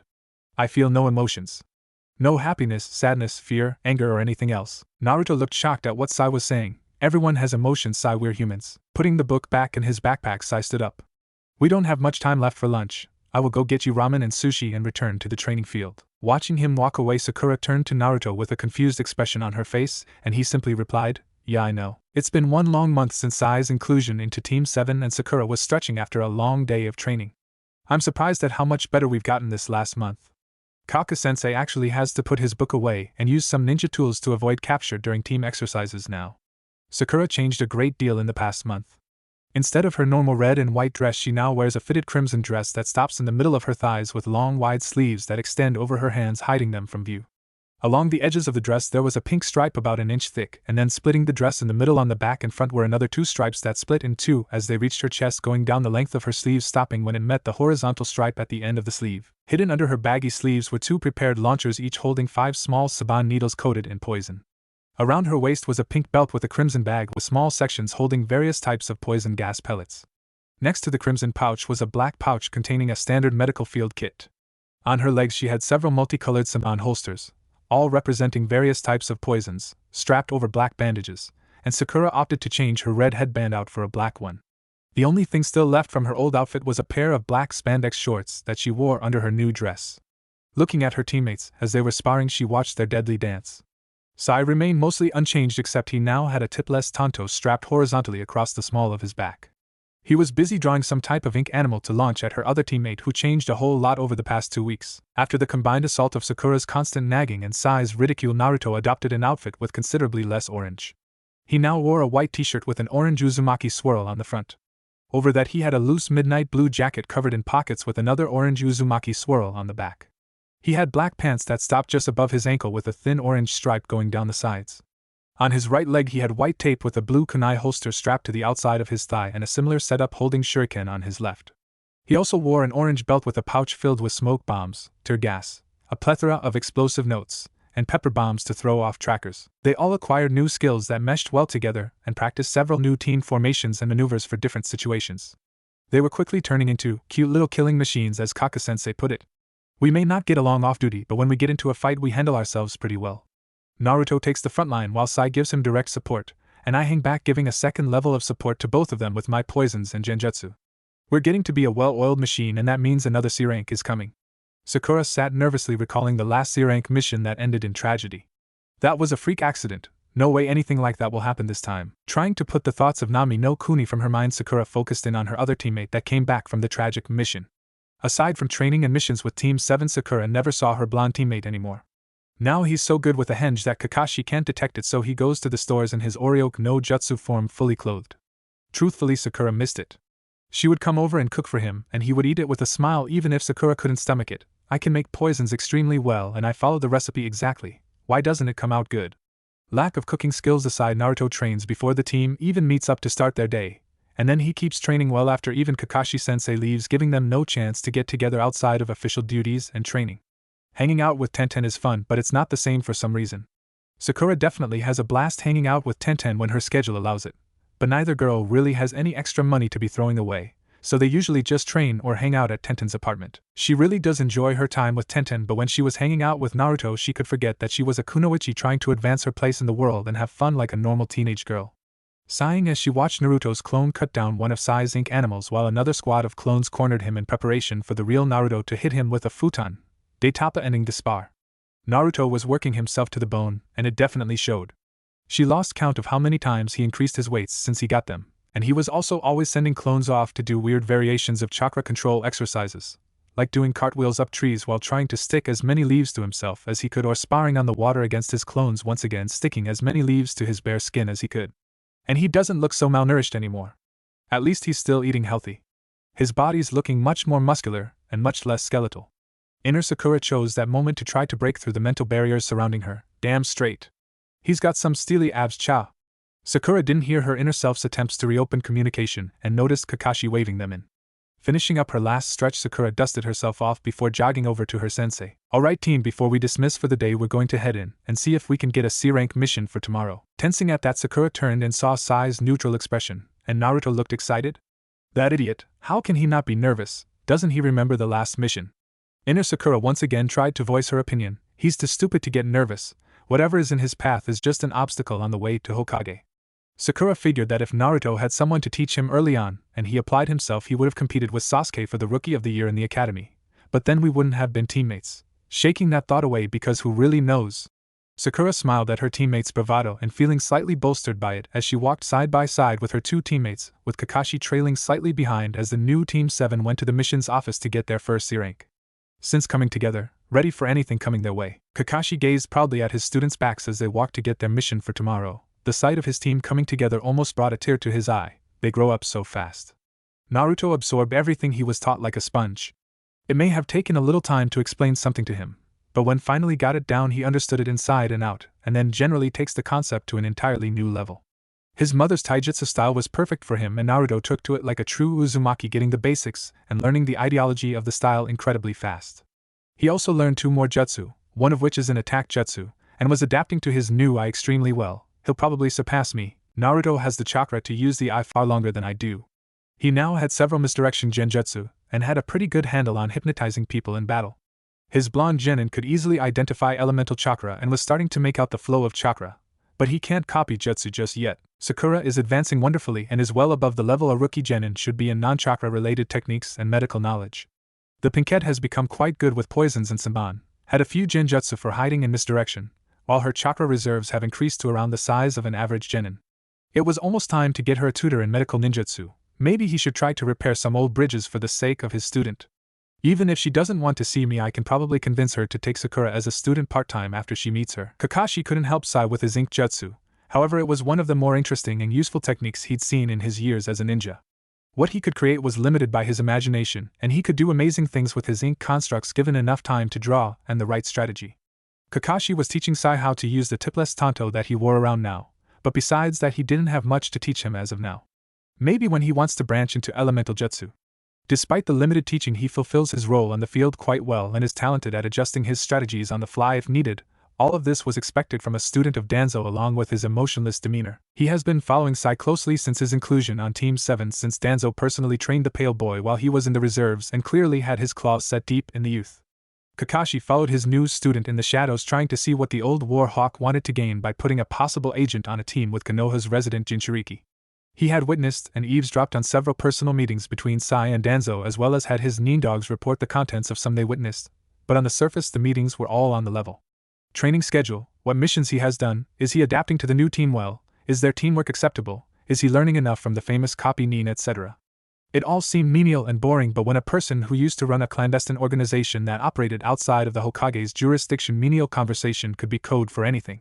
All Kakashi could do was follow his third student around closely looking for anything incriminating Danzo to bring to the Sandaime. Watching his students' backs as they walked towards their first C rank since the last ended in tragedy, Kakashi was debating calling it off because of an ominous feeling in his stomach. He really wanted to continue to shelter his students and keep on training them, but real-world experience was the best trainer. I can't hide them from danger any longer. I just have to have faith in them and in myself that I can protect them when I need to and train them well for when I can't. Lifting his gaze from the book, Kakashi saw the mission building and walked past his students leading them in. Walking through an empty waiting room, Kakashi opened the door to the mission's office and saw the old Kage was taking a break from paperwork and handing out missions with a girl only a couple of years older than his team with frizzy blonde hair and a ponytail that was sticking up everywhere. She was wearing a white lab coat and strange glasses with what appeared to be spirals on them. Team 7 reporting for a mission, Hokage-sama. The Hokage straightened in the chair. It appears you're too late, Kakashi, as all of the D ranks have been taken for today. Kakashi nonchalantly flipped a page in his book and responded, "That's fine. Team 7 is requesting a C-rank mission scheduled to start tomorrow, Hokage-sama." Giving them a once-over with his gaze lingering on Naruto, the Hokage asked, "Kakashi, you are sure that they can handle a C-rank mission?" Smiling, Kakashi gave his answer, "I have faith in my team, Hokage-sama. I'm sure we can take anything you can throw at us." Giving Team 7 a smile, the venerable old man turned to his assistant. "Shiho, please check tomorrow's scheduled C-ranks for a suitable mission to assign Team Kakashi." "Right away, Hokage-sama." Standing, the now named Shiho moved to carry out her orders and stumbled over the table leg while standing up to accomplish her leader's orders. Blushing in embarrassment, she pushed her glasses up her face. The strange teen scurrying to a seemingly random file cabinet, she opened the second drawer from the top. Shuffling through the contents, she emerged with a scroll labeled with a large C. Giving it to the Hokage, he undid the string and opened it up, scanning the contents. "Team Kakashi, your mission is to escort the leader of Takigakure, village hidden in the waterfall, from Konoha back to his home village." Reading the scroll, the Sandaime gave it to Shiho, who delivered it to Kakashi. "You leave tomorrow after the farewell ceremony for your client in the council. Be at the gates at 11 o'clock sharp." Dismissed. Upon hearing the dismissal, Kakashi finished scanning the scroll and put it away before turning sharply and leading his students out of the room. When they made it out of the building, Kakashi called for a halt and addressed his pupils. "You heard him, team. Tomorrow we escort the new leader of the Takigakure, Shibuki, back to his hidden village. Pack for a 4-day trip and meet at the gates by 11. Team 7 dismissed. Sai watched as the copy ninja disappeared in a puff of smoke after dismissing them. His new team finally got a C-rank mission after a month of training in D ranks. I must contact Danzo-sama for my orders. Making his way down the street he lives on, Sai looks at the apartment building where he resides on orders of his master. It was plain with simple white walls. It had a small living room with a black couch and chair next to an ordinary maple table. The kitchen was also the same sterile white with maple cabinets. The bathroom consisted of a shower, toilet, sink, and mirror, all incredibly simple, and the bedroom just had a futon with a bedside table and closet. The only thing that wasn't plain was the assortment of Sai's paintings hanging mounted walls. Opening the door to his room, he unpacked his smaller everyday backpack and laid the contents on his bed. After adding more clothes, ninja supplies, and rations to the pile, Sai packed his gear into a larger backpack made for missions. Going into his closet, he pulled out his green tent and strapped it to the backpack before placing his pack on the door by the floor. Sitting down at his table, he pulled out a drawing that he was working on. Losing himself in his art, when he finally looked up, he noticed that the sun was much lower in the sky. Knowing that it was time to make contact, Sai walked over to his fridge. He opened the door, and his hand moved towards the red carton of milk inside. Reaching behind it, he grabbed a small, prepared scroll and moved it into his sleeve as he pulled the carton out of the fridge. After pouring himself a glass and drinking it, Sai went to the only room in his house with no windows, the bathroom. Opening the scroll, he revealed a splotch of ink that took up nearly the entire scroll. Making a hand sign, he placed his palm on the scroll and the ink started moving. It slowly snaked its way off the paper and formed into a mouse standing at attention next to the scroll. Giving the ink animal a nod, Sai turned around as the ink construct ran off towards a crack in the wall and disappeared. Sai flushed the toilet and turned on his sink and washed his hands. After cleaning the ink off himself, Sai left the bathroom and once again ventured out of his house to go get dinner. The stars were out and moon poking out above the horizon when Sai returned home. When he walked in the door, Sai noticed the empty scroll that he left open behind his large pack had writing on it. Pretending that something fell out, he rolled up the scroll and sealed it before packing it in his bag and zipped it up securely.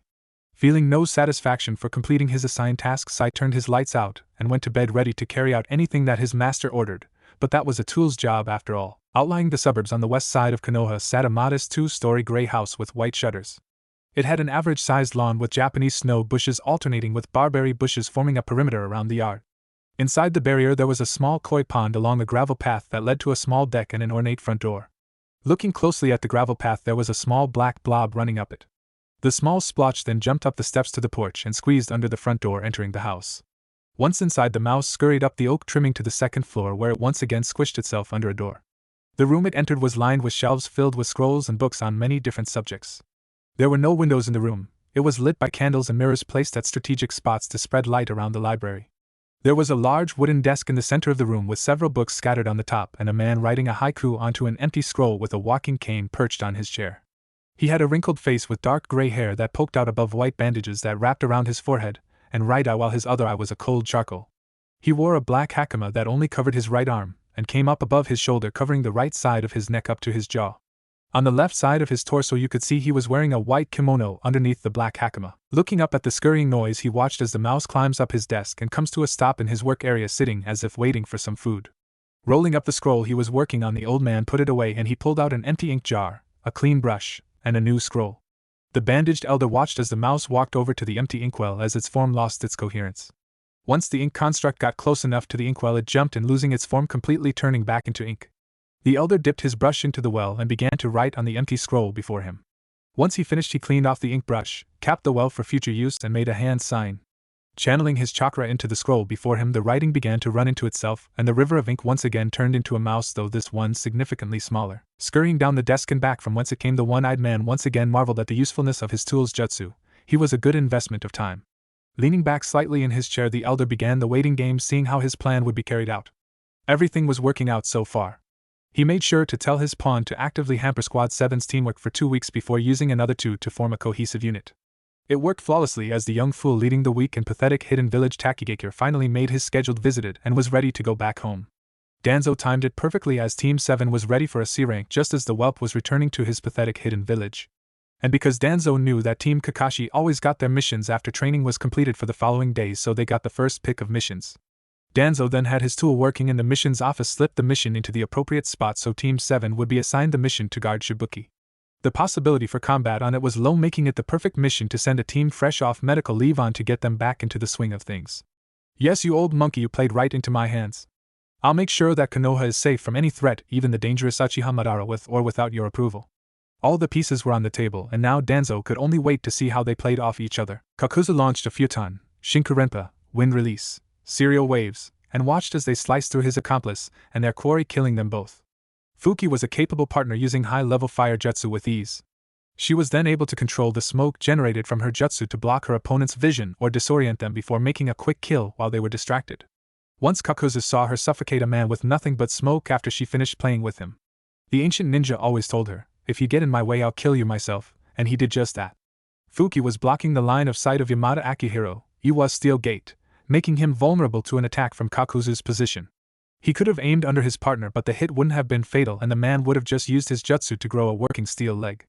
Iwa's steel gate was definitely a formidable opponent, able to use the deadly Kainton, metal release, quite effectively, and snuffed out all of Fuki's Katan jutsu before trapping her in a cocoon of solid metal. He was about to drive the metal spike that used to be his hand through her face, but he was stupid enough to assume that Kakuzu wouldn't get involved because Fuki wanted to cut loose and handle him herself. I cut her loose, alright, head dumb bitch. Seriously, how can high-level shinobi be so stupid? Losing sight of a threat while battling is a genuine mistake at my level of combat. Looks like Fuki just turned into another payday for the Akatsuki as well. Pain is going to bitch me out though, since that's the third one I killed. Opening his black cloak covered in red clouds, he held his hand in front of his stomach, and it appeared to open as tentacle-like things burst through, holding a glass gourd shaped like an hourglass with a stopper on top. Looking at gourd, he shook it around, noticing there was only just enough left. Holding it up to his lips, he tilted his head back until he drained the contents before throwing it over his shoulder. Kakuzu then faced the two bodies and spoke to no one in particular. I have to find the nearest bounty station to get my money, and then I'll be taking a trip back home for the first time in almost 100 years. Bending down, Kakuzu grabbed Fuki and Akihiro's hair and began dragging them to the nearest bounty station, leaving a bloody trail. The sun was almost at its zenith as it shone down over Konoha. 5 figures stood in front of the guard booth waiting for their passes. Upon receiving them from the guards, a tall man with silver gravity-defying hair handed the passes back out to the others. There was a pink-haired girl, a blonde boy with whisker marks, a pale-skinned black-haired boy, and a man who appeared to be in his late teens or early 20s. He had brown hair that fell past his shoulders and a blue headband adorned with the symbol of Taki holding up his bangs. The young adult wore a blue-green shirt with a high collar and black stripe running up the middle.